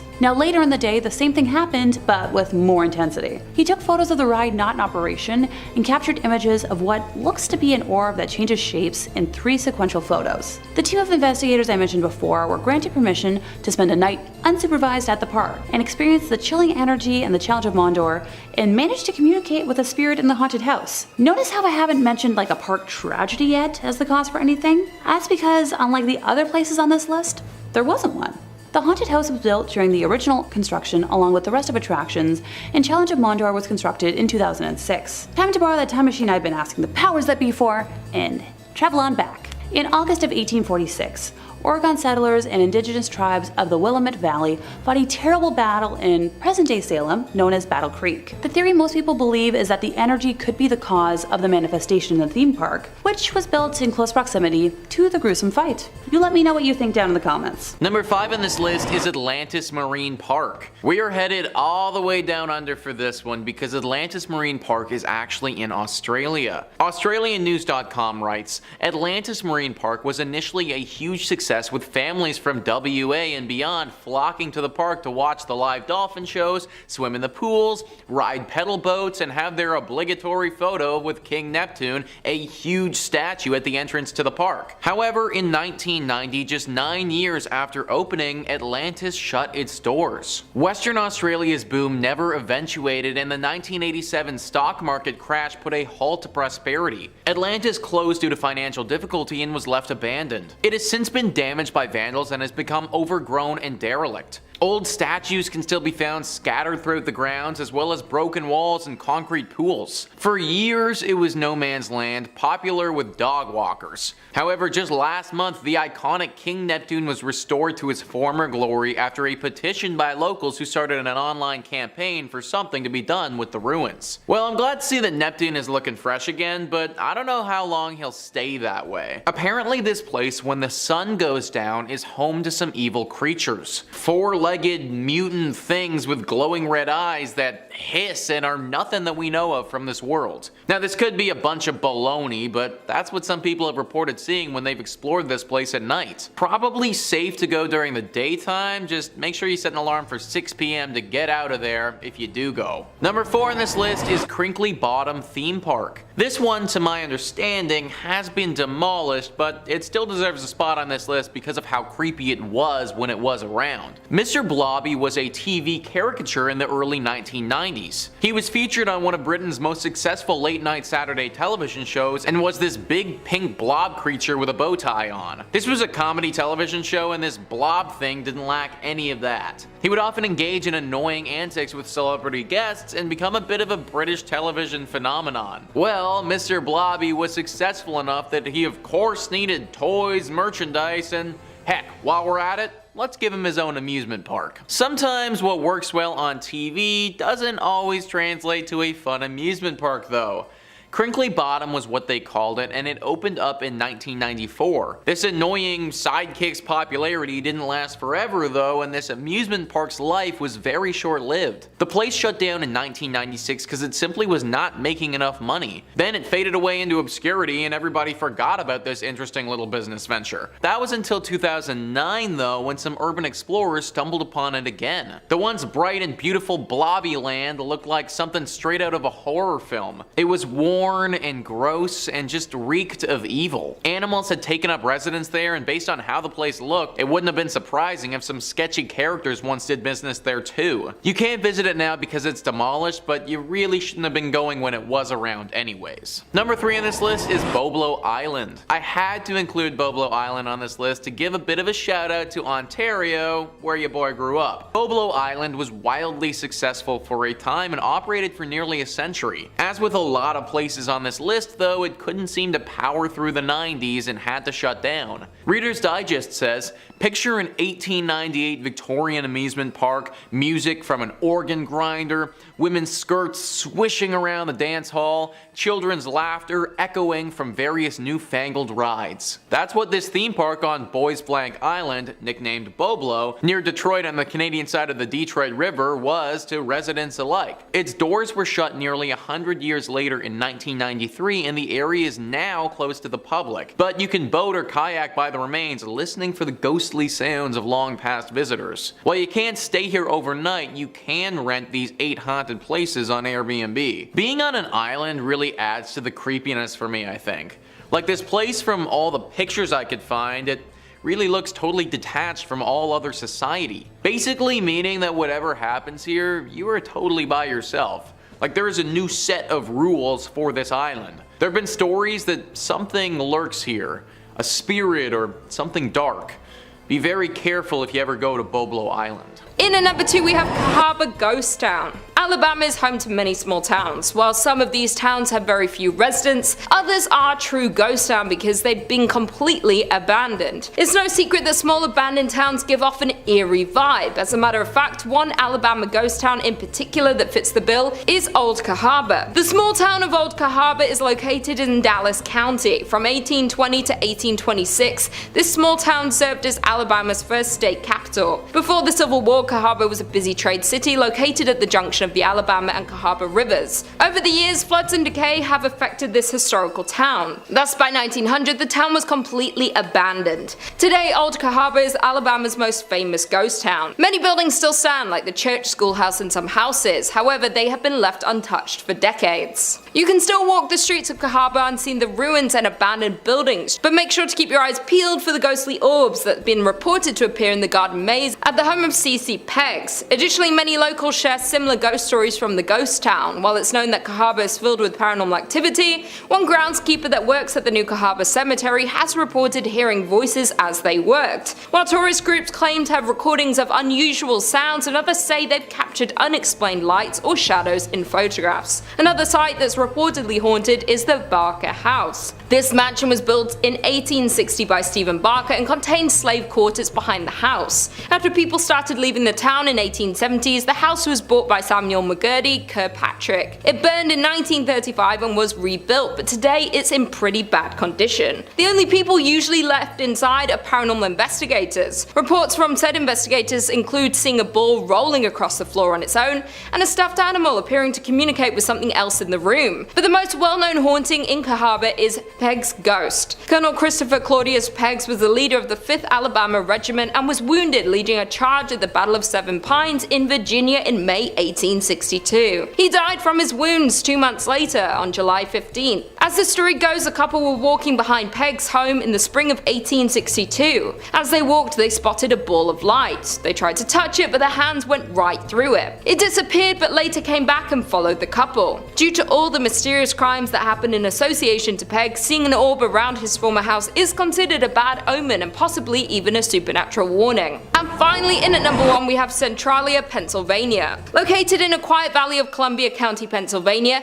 is one of the state's least likely and least publicized tourist attractions. Centralia, Pennsylvania once thriving with 14 active coal mines and 2,500 residents in the early 20th century. But by the 1960s, its thriving business and population hit a decline, and most of its mines were abandoned. Still at that point, over 1,000 people still resided in the town, and Centralia was far from dying until a coal mine fire began below. In 1962, a fire started in a landfill and spread to the never-ending coal tunnels that miners dug thousands of feet below the surface. And despite repeated attempts to extinguish the flames, the fire still burns to this day. 20 years after the fire started, however, Centralia, Pennsylvania began to feel the effects of its underground fire, as residents started passing out in their homes from carbon monoxide poisoning. The trees began to die and the ground turned to ash. Roads and sidewalks began to buckle. But some residents didn't want to leave despite the health risks. And for the next 10 years, legal battles and personal arguments between neighbors became the norm. The local newspaper even published a weekly list of who was leaving. Finally, Pennsylvania invoked eminent domain in 1993, by which point only 63 residents remained. Officially, they became squatters in houses they had owned for decades. In 2013, the remaining residents, which were fewer than 10,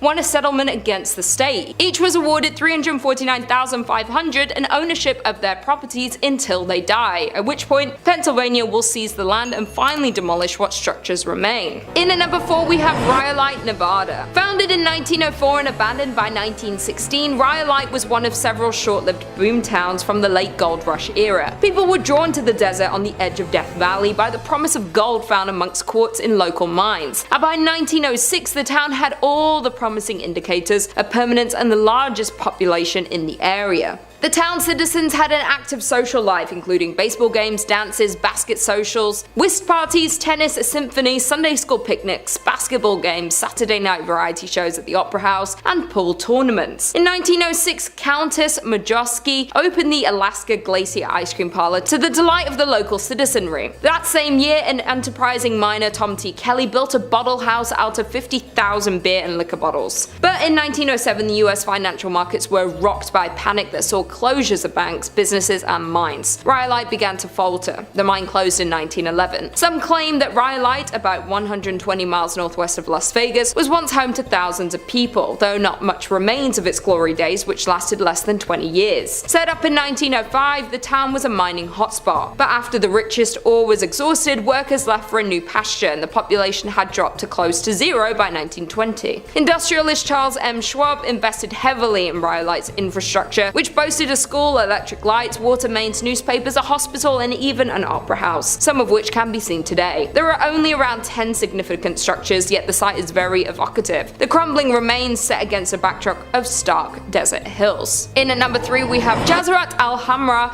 which is best known as the ghost town of the United Arab Emirates, is said to be the country's most haunted place, remaining a number of spooky events experienced by the locals and curious visitors. Jazirat Al-Hamra is an abandoned village located to the south of the city of Ras Al Khaimah, one of the 7 emirates that form the UAE. The coastal territory is the region's best example of a pre-oil village, displaying 3 distinct types of early and mid-20th century Gulf architecture. The town of Ras Al Khaimah is the crumbling remains of a once thriving fishing village. The name translates to Red Island for the red and bronze color of the sand on which the town was built. The former tidal island was predominantly home to the Zab tribe, who by 1831 developed the area into a renowned pearling trade center. It was home to over 4,000 inhabitants and dozens of fishing and trading ships, and with its good fortune came expansion that continued well into the start of the 20th century. But by 1968, Al-Jazirat Al-Hamra became nothing more than an abandoned town, due to a clash between the tribe and Sheikh Saka bin Mohammed of Ras Al Khaimah due to some unclear reasons. Thus, most of them migrated to Abu Dhabi. The village consisted of 334 buildings, including 18 shops and 11 mosques, and is nearly unchanged since its people left in 1968. Al-Jazirat Al-Hamra, now filled-in patch of land in the south of Ras Al Khaimah, remained abandoned and untouched. However, rumor has it that this extraordinary quiet and silent village is extremely haunted by the jinns. People even gossip that they can hear the strange noise and disembodied voices near the beach of this ghost village. Many visitors also assert that they felt uneasy, like danger was lurking, waiting for them when they pressed on further into the haunted village. Some of them even claim to have reported seeing unexplainable handprints on the ruined pillars and walls, and experienced many more paranormal things within this haunted ghost town. In at number 2 we have Exuntunich, Belize. I hope that's how you say it. Deep in the jungle of Belize lies an ancient ruins of an abandoned town that has been left to crumble. The town has been left abandoned for over 1,000 years, though before the abandonment of this large and populated town,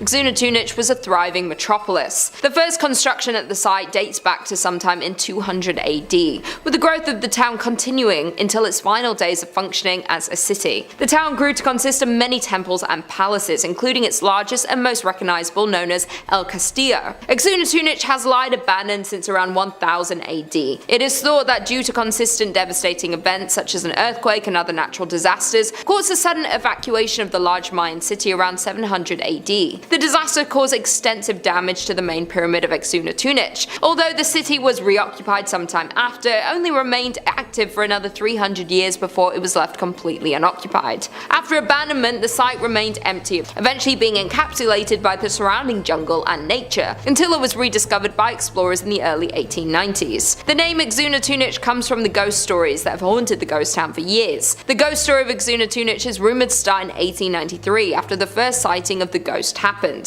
The first ghost sighting goes as one morning a man who was part of a research team working on the site saw what he described as a Mayan maiden ascending the staircase of the Exuna Tunic's main pyramid. This vision caught him by surprise, so he continued to watch as the woman walked further up the stairs. Suddenly she stopped and turned to look at the man, where he was able to get a glimpse of her glowing red eyes that pierced his soul. She then turned to continue her climb to the top of the pyramid, where she would disappear amongst its stone columns. The shocked man quickly assembled a team to search for this woman, yet no trace of her was ever found. Since this sighting, countless more visitors have reported to also spot the ghostly maiden who haunts Exuna Tunic. She is always described to be ascending El Castillo's stairs. To this day, the sightings and reports from visitors continue. The ghost frequency is what gives Exuna Tunic its name, which translates to the Stone Lady in the Mayan language. Some believe that this Mayan maiden have formerly lived within the city many years ago. Others believe that she was a human sacrifice, trapped to relive her last moments of ascending to the top of the pyramid where her ritual would have been conducted. Then there are a few who believe her to be some sort of ancient godly spirit linked to the site and the Mayan culture.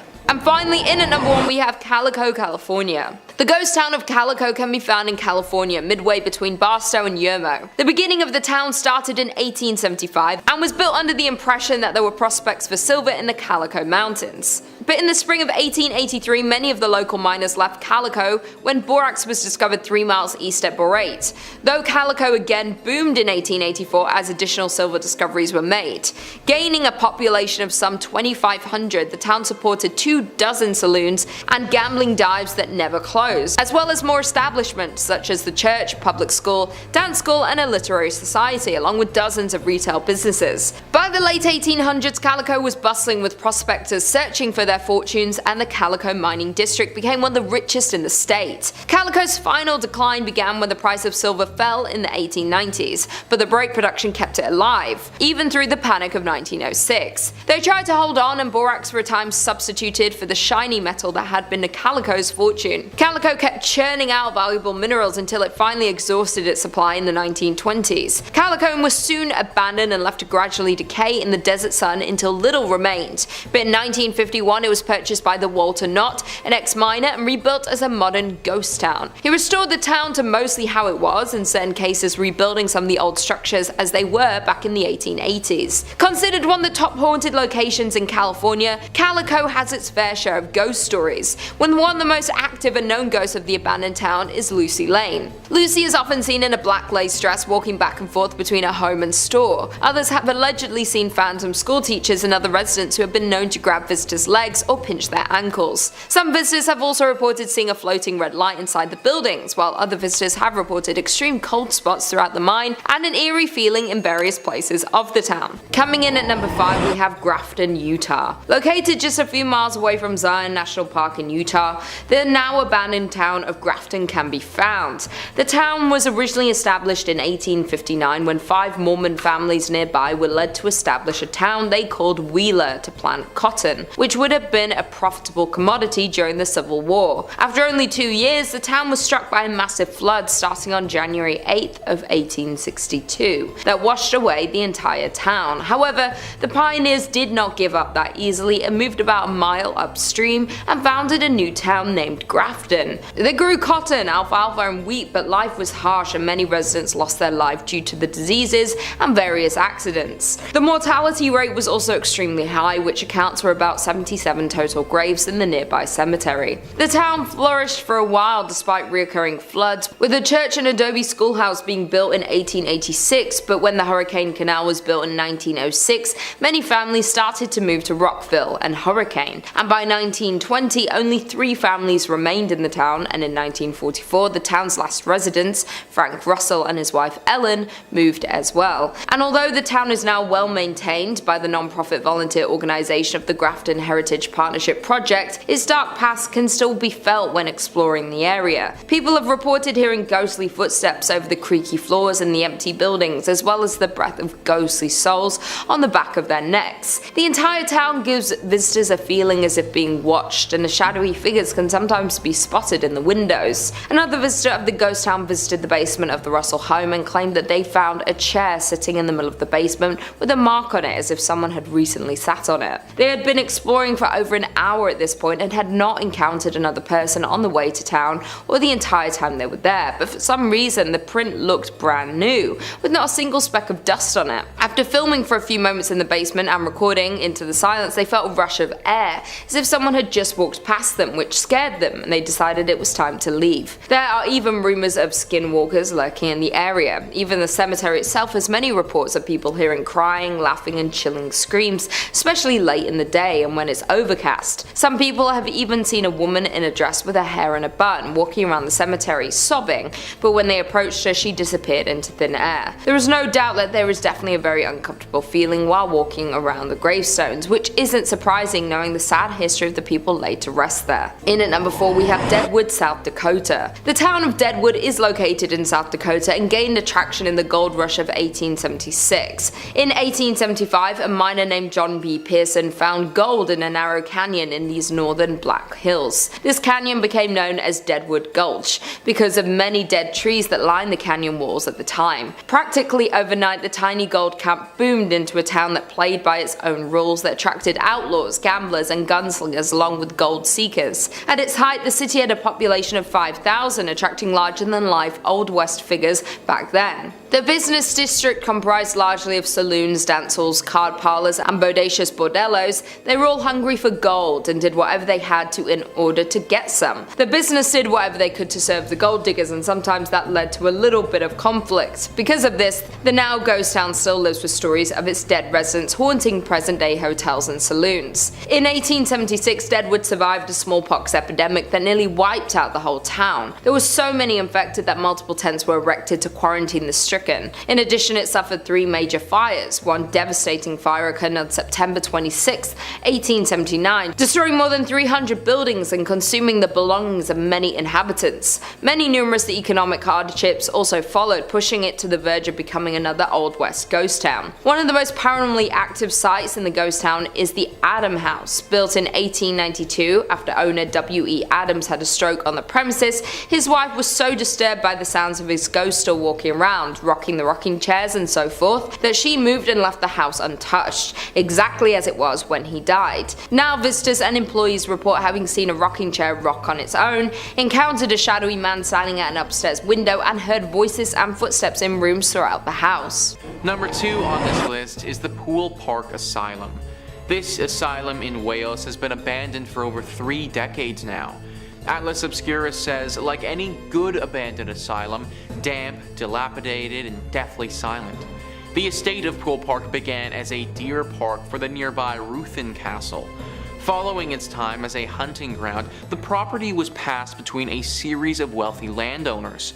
The elegant mock Tudor-style manor house that still stands today was constructed in 1862 for the second Lord Bagot. In 1937, the house was sold to the North Wales County's Mental Hospital, which was in need of a second location to house overflow patients from the nearby Denbigh Insane Asylum. Poole Park held 87 patients at capacity, but in times of need had as many as 120. For a brief stint of time during World War II, the grounds also held a prisoner of war camp. Today, the solid wooden floors and intricate wood paneling have rotted due to water damage. The house has been looted for lead and copper, and its ceilings are dripping water and shedding plaster. You'll be hard-pressed to find an intact window. This was a smaller asylum than some of the other ones on this list, but don't take that to mean that it wasn't as bad or brutal. People suffered here, just as much as in the bigger asylums. It was just a bit more personal here, considering there weren't that many people. It also wasn't just mental patients who suffered, but as you can probably imagine, the prisoners of war didn't fare too well either. There were definitely a few disappearances, if you will, during that time of the asylum's life. Now, people are free to come and go as you wish, considering the asylum is abandoned, but there are a few ghosts that are fully trapped here. These ghosts are of mental patients and war vets alike, and they are forever bonded to this place, forced to live in this horrible purgatory. You probably don't want to visit this place for fear that they could keep you there with them. And finally, number 1 on this list is the Creedmoor Psychiatric Center, Building 25. High probability that if you got sent to this place, then you are never getting out again. Atlas Obscura says, opened in 1912, Creedmoor State Hospital was initially the farm colony of Brooklyn State Hospital, now Kingsborough, with 32 patients who worked the farmland as part of their treatment. Like many other similar institutions, over the first half of the 20th century, the population at Creedmoor rapidly expanded before deinstitutionalization occurred beginning in the 1950s, at which point the hospital shrank from 8,000 to 500 patients in the span of only 4 decades.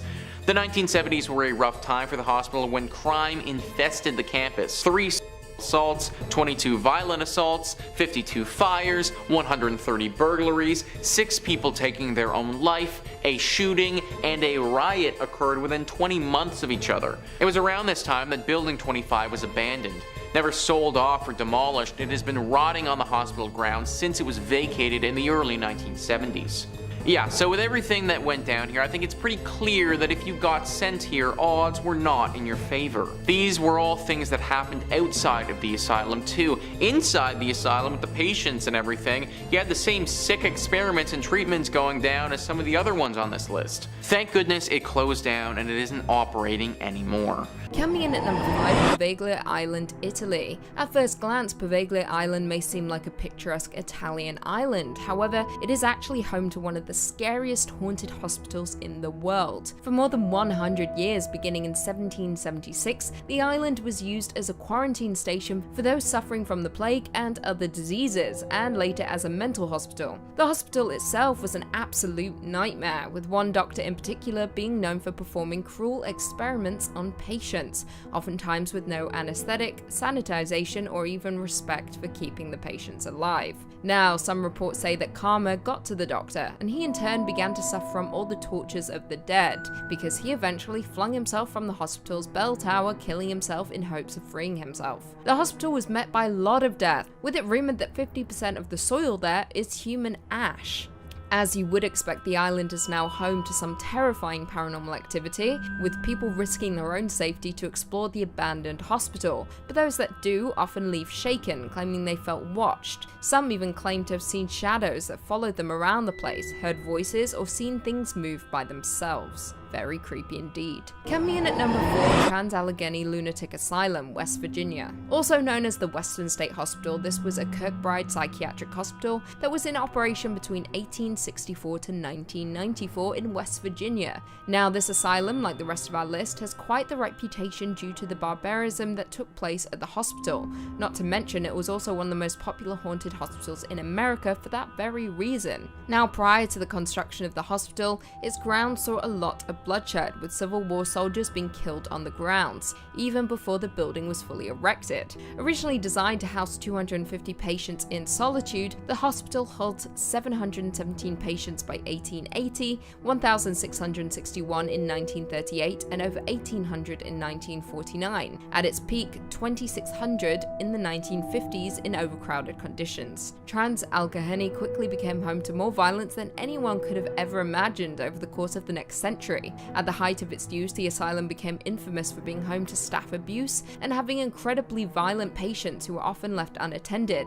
Now, it seems as though the former asylum has some ghostly residents, including that of a young girl named Lily, who died alone just wanting to play with someone. Another ghostly denizen is Ruth, a woman who was placed in Trans-Allegheny due to being so violent. To this day, she still seems to have a vendetta against people, with many claiming to be attacked by unseen hands that allegedly are her own. Coming in at number 3, we have Severals Hospital, England. Severals Hospital is a former psychiatric hospital located in Colchester, Essex, formerly managed by the North Essex Partnership University NHS Foundation Trust. It quickly became one of the scariest and most haunted hospitals in the entire world. Now, for a period of time, this was the leading hospital for electroshock therapies, as well as lobotomies in all of the UK. In the 1950s, psychiatrists experimented with new treatments on patients, now considered unsuitable, such as the use of frontal lobotomy. Many of the patients housed at Severals Hospital weren't even mentally ill, yet were still given these barbaric treatments. In fact, in some of the records, patients ranged from women who gave birth out of wedlock to moody teenagers. Following the treatments, many people were never the same, with some even passing away during the stay at their hospital. During World War II, the hospital was severely affected due to bombs being dropped by Germany, resulting in 38 women being killed, with many more injured. Now the hospital is closed, however people that visit the grounds often report a very deep sense of fear, sorrow, and even mourning. Some visitors have even reported to see shadow people lurking in the corners of some of the rooms. As of today, the hospital is no longer open to visitors, with it remaining completely abandoned. However, some urban explorers still roam the remains to see if the hauntings are true. Coming in at number 2, we have Waverly Hills Sanitarium, Kentucky. Very few hospitals have as dark a past as Waverly Hills Sanitarium, making it one of the scariest hospitals not just in the United States but in the entire world. Now closed, the Waverly Hills Sanitarium is located in Louisville, Kentucky, with it opening as a 2-story hospital in 1910 to accommodate 40 to 50 tuberculosis patients. However, in the early 1900s, Jefferson County was struck by an outbreak of tuberculosis, which prompted the construction of a new hospital. However, some of the treatments they offered for tuberculosis included fresh air exposure, even during the winter. Other treatments included ballooning the lungs or even removing a lung entirely. As you would imagine, these treatments didn't have a high success rate, resulting in a large amount of deaths and a reputation for being a place where no one is left alive. Now, according to some reports, the deaths grew so rapidly the hospital was forced to create an underground tunnel in order to cart the bodies out without having patients see them. The tunnel was an entrance and exit for the workers of the sanitarium. It was built on the first floor with the rest of the building. They did this to increase morale, as patients were finding it a little upsetting to see deceased patients be carted away, so the hospital decided to perform those acts more discreetly via the tunnel. They also believed that this would help lower the disease's spreading rate. Now, once TB rates began to die down, the sanitarium became a mental hospital that quickly became overcrowded. Patients would often undergo treatments such as lobotomy, not to mention experimental procedures and physical abuse by staff. These days, it is known as one of the most haunted hospitals in the world, which houses the room where a nurse killed herself after finding out she was pregnant with the doctor's baby. And finally, coming in at number 1, we have Beechworth Lunatic Asylum, Australia. Australia is filled to the brim with terrifying wildlife that could, on any given day, potentially kill you. So saying that, it might not come as much of a surprise to know that Australia has some equally as terrifying hospitals, including Beechworth Lunatic Asylum. Originally known as Beechworth Asylum, this is a decommissioned hospital in the town of Victoria, Australia. It ultimately closed in 1995 after 128 years of operation. For those 128 years, Beechworth Asylum was home to some of Australia's most violent criminals. It was also notorious for its abusive staff members, as well as for a number of unexplained disappearances.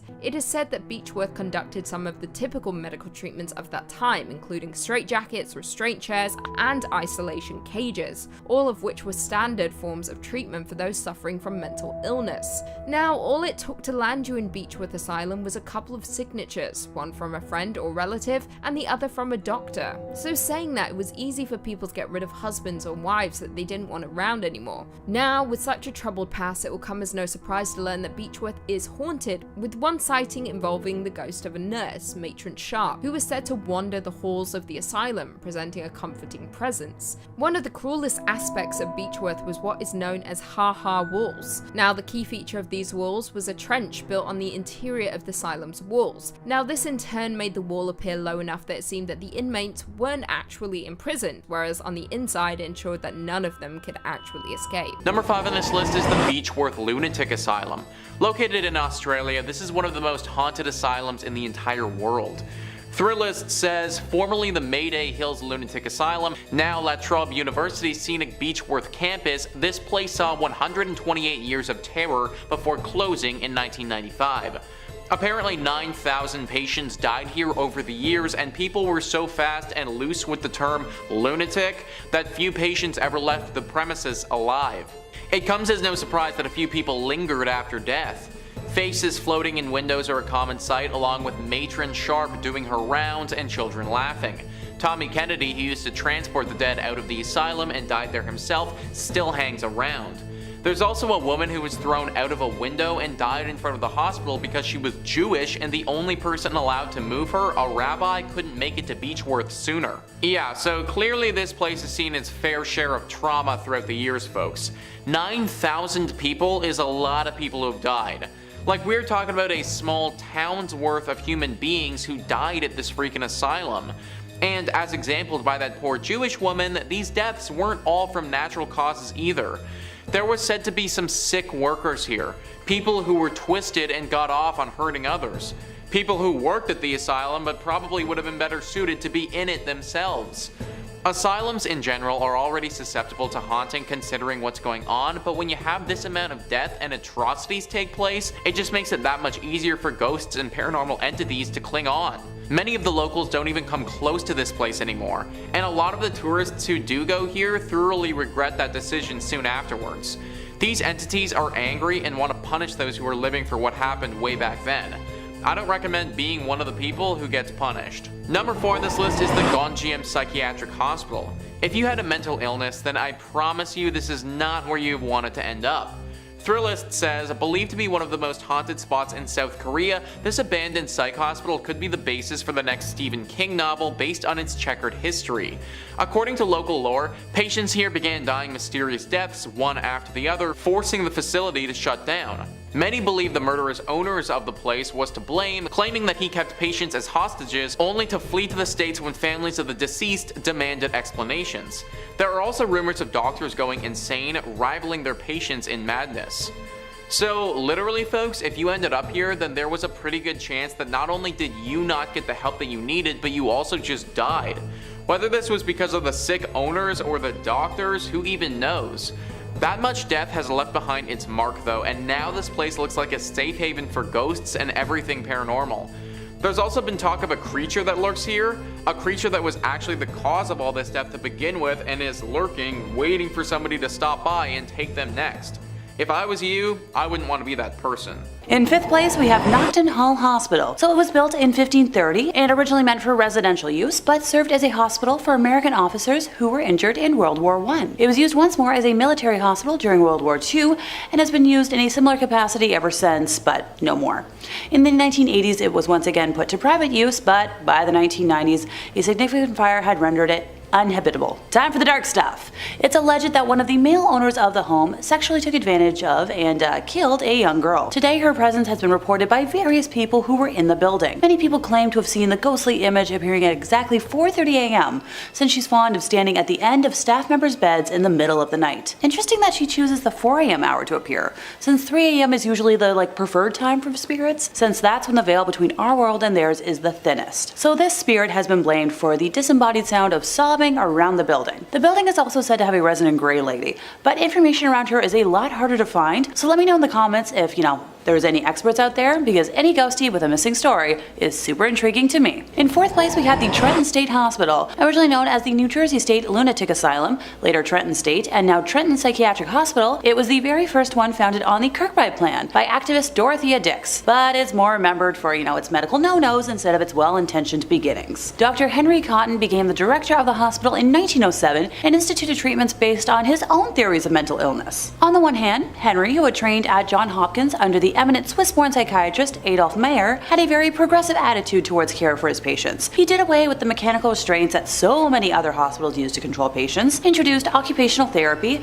increased the staff, and ensured that the nurses would prevent violence against the patients, and instituted daily staff meetings about patient care. But Henry developed a dangerous theory about mental illness, one that turned his hospital into a house of horrors. After it was confirmed in 1913 that the spirocate that caused syphilis can cause the disease's psychiatric symptoms, Henry began to suspect that all mental illness was caused by bodily infections, and that the only way to cure the patient was to remove the offending infection. In 1917, he began removing his patients' teeth, even in cases where x-rays showed no evidence of infection. Ow! He soon moved on to the other body parts: gallbladder, stomachs, ovaries, testicles, tracts of colon, uteruses. Henry claimed a cure rate of 85%, but in reality his surgeries had an unconsciously high mortality rate, and he didn't always obtain consent from the patients or their family members, and in fact sometimes performed these removals despite their protests. And hey, if that isn't icky enough, he wasn't quiet at all about what he was doing. The crazy doctor published papers and gave presentations on his work. When Mayer, Henry's mentor, sent another psychiatrist to report on the operations at Trenton State, he initially suppressed the report, allowing Henry to continue his gruesome work. He remained at Trenton until 1930, 3 years before his death. Now, the tooth pulling practice remained in place until 1960, and my mouth hurts thinking about it. Before I get nightmares,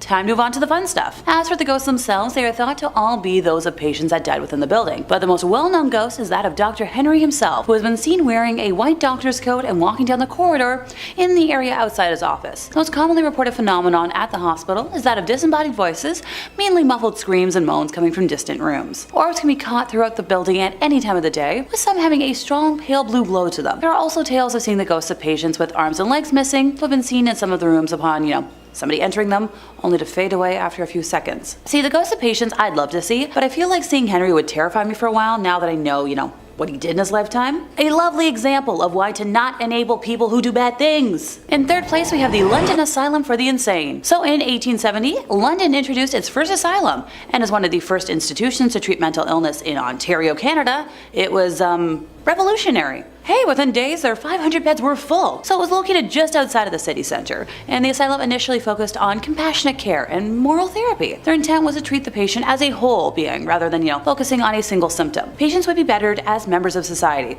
fitting in with the community by keeping steady jobs and following strict social norms, thus curing their mental illnesses. Now, while conforming to the ideals of conservative society sounds horrid to me, I do understand that at the time it was probably a safe move. The world is a lot more forgiving now of individuality and understanding of differences, even though we still have a long way to go. So doctors at the asylum also performed several experimental surgeries. In fact, Dr. Richard Maurice Buck, who believed, failed reproductive organs to be the source of mental illness or hysteria in women, executed routine hysterectomies. Moving into the 1930s, shock therapy was introduced to treat symptoms of schizophrenia by inducing seizures. Lobotomies were also completed between 1944 and 1967. While we don't know how many were performed in, London specifically, there are about 1,000 between these 23 years across Ontario. One reason that someone would be sent to the asylum includes sexual deviation. What is, shockingly expectant is that body self-love was identified as the root cause of a majority of mental illnesses. So Dr. Buck thought he had remedied this self-harm by inserting a metal wire into the foreskin of a man's penis so that the act would be too painful and uncomfortable. So what this doctor did not know is, that self-love is actually a positive action for sexual health and is not the cause of mental illness, as he would later discover after 11 failed attempts of reversing what he did. What am I forgetting? Feel like there's something I haven't mentioned yet. Oh, right! Ghosts. There was a tree at the main door which was dead and black in color, while vegetation was growing all around it, and that was the tree that patients ended their lives from. The chapel is known to be haunted, with the temperature inside always feeling ice cold, even though it might be sweltering hot outdoors, and the recreation building has also been known to be the home of many unknown ghosts. But the one ghost you want to avoid is that of the bad doctor himself, who passed away on the grounds in February of 1902 when he paused to gaze at the stars one winter's night and lost his balance and, died from the resulting head injury. It's alleged that he was pushed by the ghost of one of his patients who had died from his morbid experimentation, but sadly the mortality rate, like I mentioned before, was so high that we don't know which patient it was. Number 3 on this list is the Trans-Allegheny Lunatic Asylum. This is a scary masterpiece, folks. Thrillist says, this impressive structure, allegedly the world's second largest hand-cut stone masonry building after the Kremlin, looks like it was designed as the set of a blockbuster thriller. Built around the Civil War era, the asylum was designed to house around 250 patients, but ended up holding more than 2,400, including for a brief period, the infamous Charles Manson. That's the opposite of a celebrity endorsement. Along with severe overcrowding, profound abuse abounded. People were locked in cages, lobotomized with ice picks, chained to things, and the combination led to hundreds of deaths and a palpable air of suffering. Apparitions are aplenty, like the still deranged patient Ruth, who likes to attack visitors. And since the asylum was also briefly a Civil War military base, uniformed soldier ghosts roam the halls. Thousands have claimed to hear voices telling them to get out. Civil War themed ghost tours, tours of the medical center, forensic buildings, and geriatrics buildings, and zombie events and balls fully play up the twisted history on the campus grounds.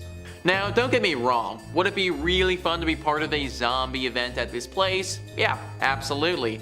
But I'm also not trying to get attacked by Ruth, the deranged ghost patient. Whenever people travel to a place like this, there is a risk involved. I personally am not willing to take the risk based on the history that this place has seen. Comment down below if you would. Number 2 on this list is Danvers Lunatic Asylum. This asylum hosted a very select group: criminals. Thrillist says, part prison, part asylum, all terror. This gothic monolith opened in 1878 to house mentally unstable criminals. Thanks to the addition of the mentally handicapped, alcoholics, and plain old felons, it became so severely understaffed by the 1930s that patients' deaths were often not discovered until days later, when they were found rotting in some forgotten corner. Shock therapy and lobotomies were standard procedures. In fact, some call Danvers the birthplace of the prefrontal lobotomy. But a large cemetery on site said to be haunted by evil spirits suggests these were not always successful. The sinister castle-like building is said to have inspired H.P. Lovecraft's Arkham Sanitarium, and so also Batman's Arkham Asylum, and was the setting of Demon movie Session 9. And as if that weren't enough, Danvers used to be Salem Village. Yeah, of Salem witch trials fame. Regular ghosts are one thing, witch ghosts are another one altogether. Think about how few people would have had to work here, where a literal patient would die and wouldn't be discovered until days later. And also think about what that would have meant for the actual patients. That means that even if you were still alive, you probably wouldn't be treated or seen by a professional for days at a time. Which also means that you might not eat for days at a time either, and be stuck in what I can only assume would have been a cell by yourself for that entire time. This would have been a horrible place to go, even if it was just for criminals. Because of all of this, it is now deeply haunted and a place I highly recommend avoiding. And finally, number 1 on this list is the Waverly Hills Sanatorium. This is an asylum that I've talked about a few times on this channel before, which speaks to how haunted it actually is. Thrillist says, with an alleged 63,000 deaths taking place inside its walls, this place is up to its eyeballs in spirits, not surprisingly topping lists of America's most haunted spots. Originally built as a tuberculosis hospital in 1910, the building saw many die from the disease, but tales of mistreatment and dubious human experimentation trickled out, and patients left the premises in what was known as the death tunnel or body chute. Apparitions including Timmy, a boy who likes to play with rubber balls who's been caught on tape, the nurse who hanged herself in room 502, another nurse who fell from the same room's window, and scattered screams and footsteps have all been seen. 63,000 deaths. And here we were thinking that the 9,000 in the other place was bad, here's 63,000 more. Any place that has a death tunnel and a body chute, that should not be a place meant for rehabilitation and seeking help.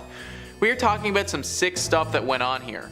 I would get into some of the rumors associated with the human experimentation, but I honestly don't think that YouTube would let this video stay up if I did. There are a plethora of ghostly spirits that haunt this place now.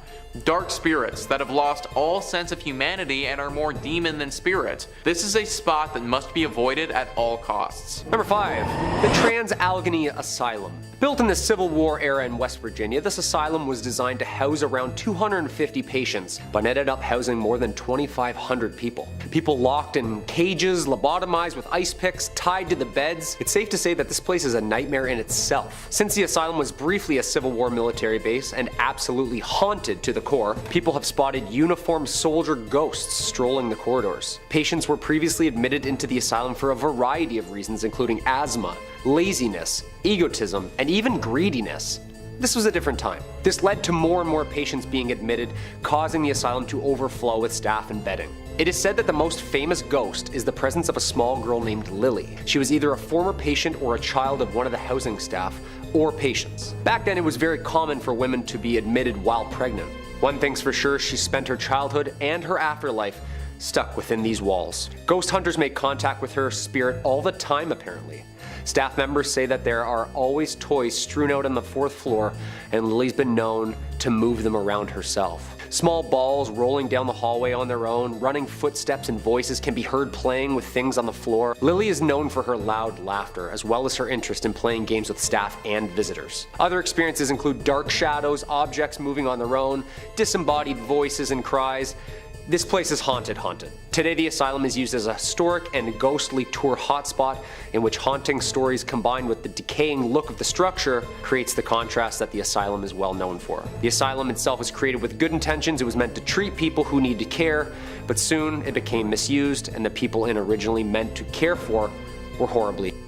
After closing its doors for good in 1994, they reopened to educate and tell the tales of the patients themselves who lived and died within these walls. Number 4. Danvers State Hospital. Located about 21 miles north of Boston, the hospital opened on May 1st, 1878, and the hospital's first patients arrived only days later. The inspiration for H.P. Lovecraft and Batman's Arkham Asylum due to its gothic look and its twisted patients. This asylum followed in the same footsteps of any classic mental asylum. It was only meant for about 500 patients, but ended up housing around 2,500. Low staff, no rooms, and of course treatments such as shock therapy and lobotomies. This asylum was the very first to operate the transorbital lobotomy, where an ice pick is inserted through the eye socket and into the brain.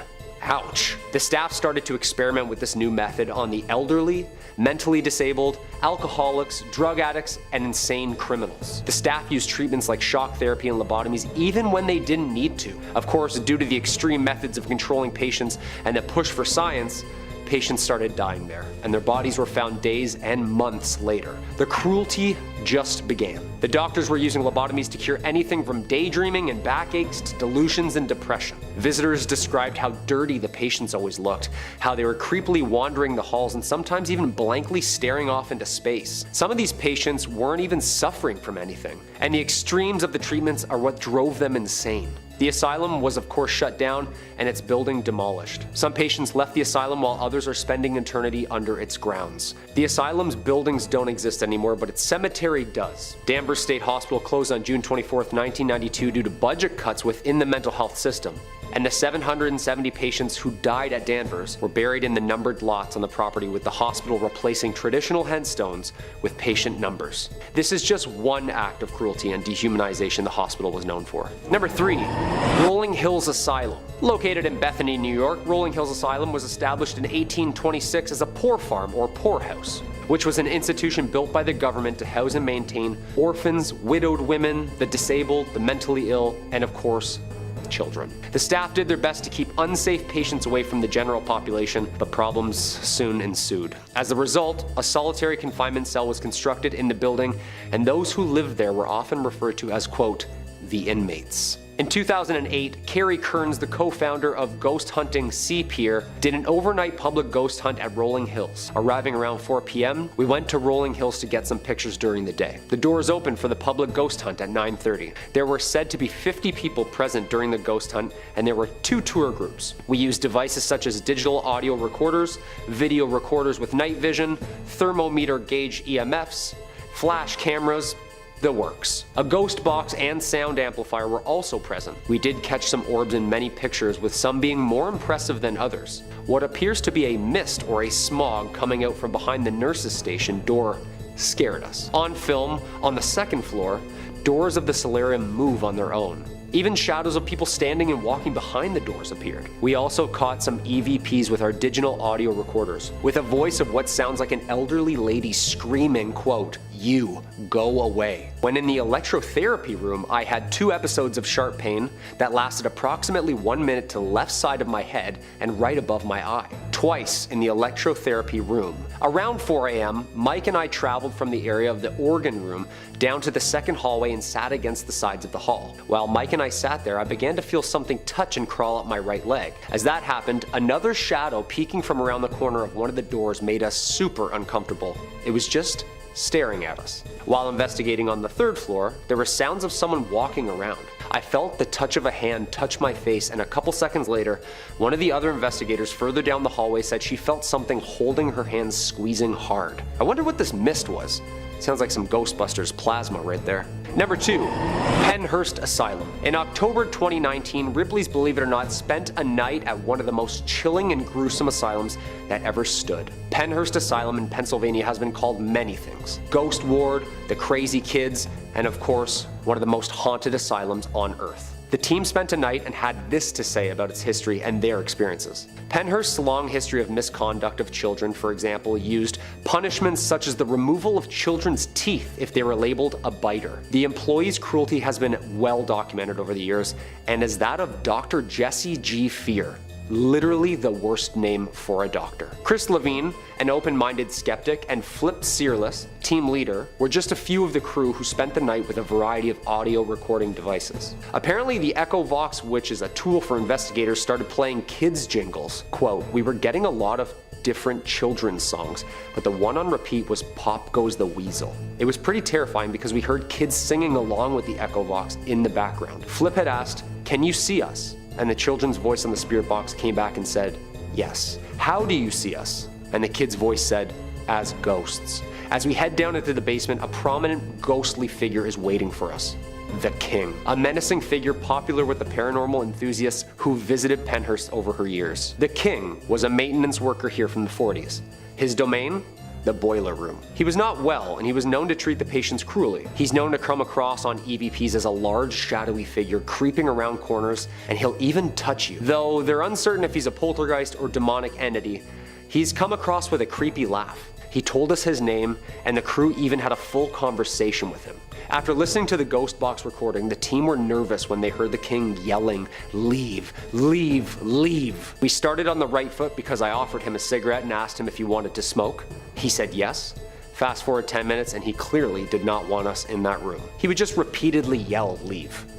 That's horrifying. After asking what would happen if we didn't leave, the King's voice screamed, "Choke." Spooky. Okay. And coming in at number 1, Waverly Hills. Opened in 1910 in Louisville, Kentucky as a 2-story hospital to accommodate 40 to 50 tuberculosis patients, Waverly Hills earns its gruesome history from its tortured patients, ghastly medical experiments, and the infamous body slide, aka body chute, aka the death tunnel, where the dead were transported down and collected at the bottom by a group of staff who would collect them to be cremated or buried. A true ghost tale has featured numerous stories by visitors to Waverly Hills Sanatorium. In one of these cases, an experience was of Mary Lee. She was a young woman who lived in the sanatorium while it was open. On September 10th, 2006, Tom Halstead of Missouri Paranormal Research took a photograph of a ghostly apparition that looked almost exactly like Mary. Some believe Mary is the nurse who hung herself in the haunted room 502, while others believe she contracted tuberculosis herself from a prolonged exposure to patients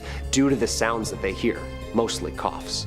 Whoever this mysterious woman is, she's been captured and feared for decades. Doppelgangers, also known as double walkers, are a type of spirit that mimic the appearance, voice, and mannerisms of anyone it encounters. At Waverly Hills, looking across the room and seeing the exact replica of yourself is pretty common. Even tour guides at Waverly Hills have reported seeing doppelgangers of themselves, and in some cases, the doppelgangers were almost identical except for gaping black holes where the eyes should be. Probably the most famous spirit at Waverly Hills is a little boy known as Timmy. Timmy was around 6 years old when he died in the hospital. Since he died with his whole life ahead of him, his spirit can't move on, and he wanders the hospital in search of life. Visitors often bring toys or bring small balls for him to play with, and many claim that they see the balls bouncing on their own, slamming against the walls, or whipped at high speed down the hallways. One thing's for certain, this place is one of the most haunted. In second place, we have the Topeka State Hospital. So according to the Topeka Capital Journal, a reporter visited the facility at some point during the early 20th century and saw a patient who had been strapped down for so long that his skin had begun to grow over his restraints. So according to my research, this would take many months, if not years, to do so. So I am shuddering. Other patients were chained up, while naked,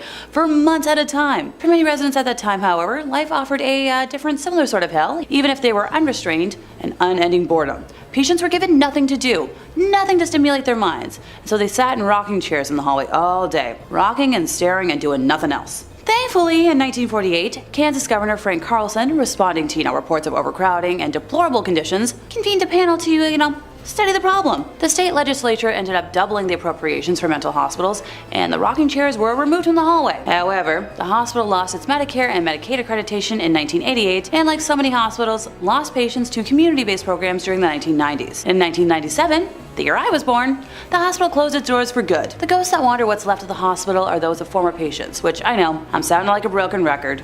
Oh, there's a cemetery on the hospital grounds, which is, the final resting place of patients who died in the hospital. Only 16 of the 1,157 graves have headstones, and most of the souls are left nameless. Visitors to the hospital grounds report seeing orbs and hearing strange moans coming from the cemetery. Yeah, no thank you. In first place, we have Century Manor. So built in 1884 on the outskirts of Hamilton, Ontario, Century Manor was the second major structural component of the Hamilton Asylum for the Insane, an institution initially established for the treatment of alcoholics. Newspaper articles published in the late 19th and early 20th centuries documented at least 9 self-deaths committed in the building, as well as several attempts made by inmates who escaped the hospital. Century Manor was also the scene of several strange accidents and horrific crimes. One female patient fell to her death while attempting to, escape out a window using a rope made from bedsheets, while another had her skull crushed by a falling elevator. One particularly troublesome male inmate was allegedly slugged to death by orderlies, while another split open the head of the asylum's head baker with an axe. No biggie, right? Apparently the living conditions were so bad that in 1910 a former inmate wrote a letter to the Legislative Assembly of Ontario, stating that the place was an outrage to civilization.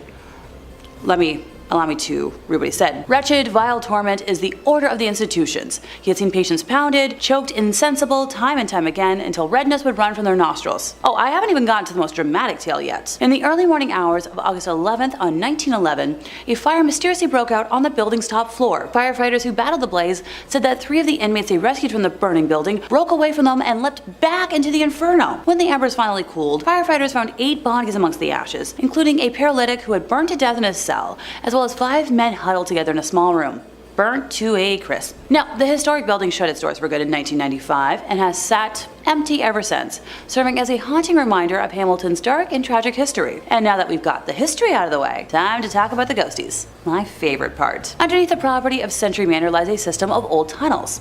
This first-hand account comes from Jeff Cooper, who was hired to guard the entire West 5th property overnight, and on one particular evening, he was making his rounds and ended up underground and inside the tunnels. He made a turn at one of the corners and found himself lost in a hallway with just one wooden door at the end. He heard voices coming from the other side of the door, so he walked up to it, quickly braced himself, took a few deep breaths, and swung the door open.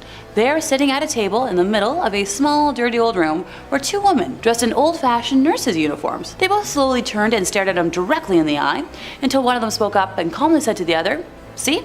I told you he'd find us." The security guard was so frightened that he backed out of the room, slammed the door behind him, and caught his breath. He gathered his nerves a second time and slowly opened the door to a completely empty room. The nurses had disappeared from the room, with no other exits being apparent or visible. The ghosts of the men who lost their lives in the fire are also known to roam what's left of the establishment, so if any urban explorers smell smoke while they're there, don't say I didn't warn ya.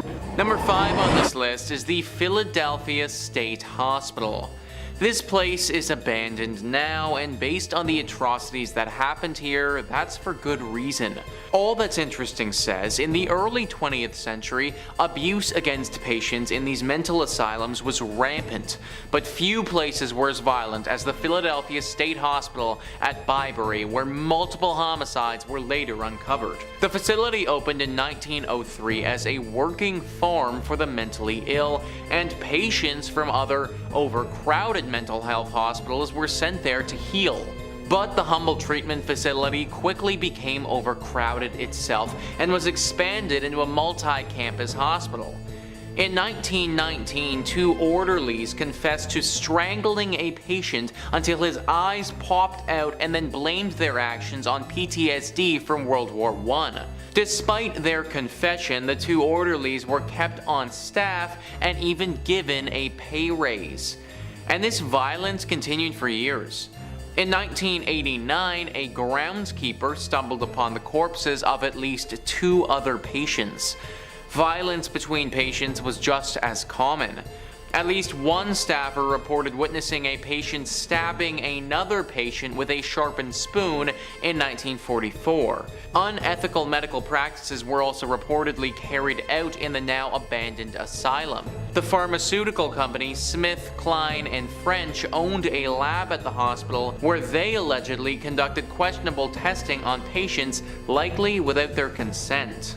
They had people working here who literally murdered one of the patients, and instead of doing anything about it, they just gave them a raise. These were different times back then, folks, and this asylum saw all the bad parts of this era. This murder happened all the way back in 1919, and this hospital kept running like this all the way until 1990. 1990 isn't that long ago, guys. We're only a few decades removed from this horrible institution operating. And the crazy part about all of this is that a place like this is meant to help people.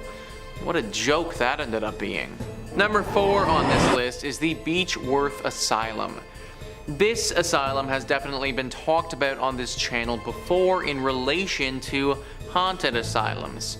All That's Interesting says, in October 1867, the sprawling Beechworth Lunatic Asylum was opened in Australia. The facility was built on a hill due to the erroneous belief at the time that high altitude could cleanse patients of their mental illnesses. As was typical of early institutions, the abandoned asylum took in a massive number of patients. At its peak, it housed about 1,200 patients and employed 700 staff members. Also, like most facilities of the 19th century, the treatments at Beechworth were notoriously violent. Doctors subjected patients to straitjackets and shackles. Electroshock treatments were common practice there, so much so that they were reportedly mass shock sessions where nearly the entire patient population was shocked simultaneously. Given the extent of the mistreatment that took place at the asylum, it may not come as a surprise that the facility, which was finally closed in 1995, is said to be extremely haunted. Those who worked at the hospital during its last years alleged that the hauntings began long before the hospital was shuttered. The most famous ghost who's seen these days is Matron Sharp. She was said to watch over the patients as they were shocked by the other nurses and doctors. If you ever saw her coming to your room, then there was a good chance the shock therapy was coming for you next. Now you can sense her due to a dramatic cold presence that fills the room. Number 3 on this list is the Riverview Hospital. This hospital is located in British Columbia and was still operating and doing some horrible practices way longer than anyone would care to admit. It was first built in the early 1900s in a less populated part of BC. It had almost 250 acres of land to itself and a bunch of different buildings that served various purposes. There was one building called the West Lawn Pavilion, which actually was said to house the most disturbed male patients in the whole country. This part of the hospital eventually shut down in 1983, but the rest of the place, where a bunch of questionable practices were going down, that didn't shut down until 2010. That's right, guys, 2010. Literally only 12 years ago, this place was still operating. Reports revealed that the hospital still employed electroshock therapy in the 21st century and allegedly illegally sterilized a number of patients. In 2005, 9 women received settlements totaling $450,000 following a joint lawsuit filed against the facility over the alleged sterilizations. As much as I want so badly to believe that we are out of this era of poor mental health, we might not fully be. That happened just over a decade ago. If you were sent to this place only a few years prior, then you may have had to deal with this. Kinda makes you wonder how many other places around the world are still conducting horrible treatments that we don't know about.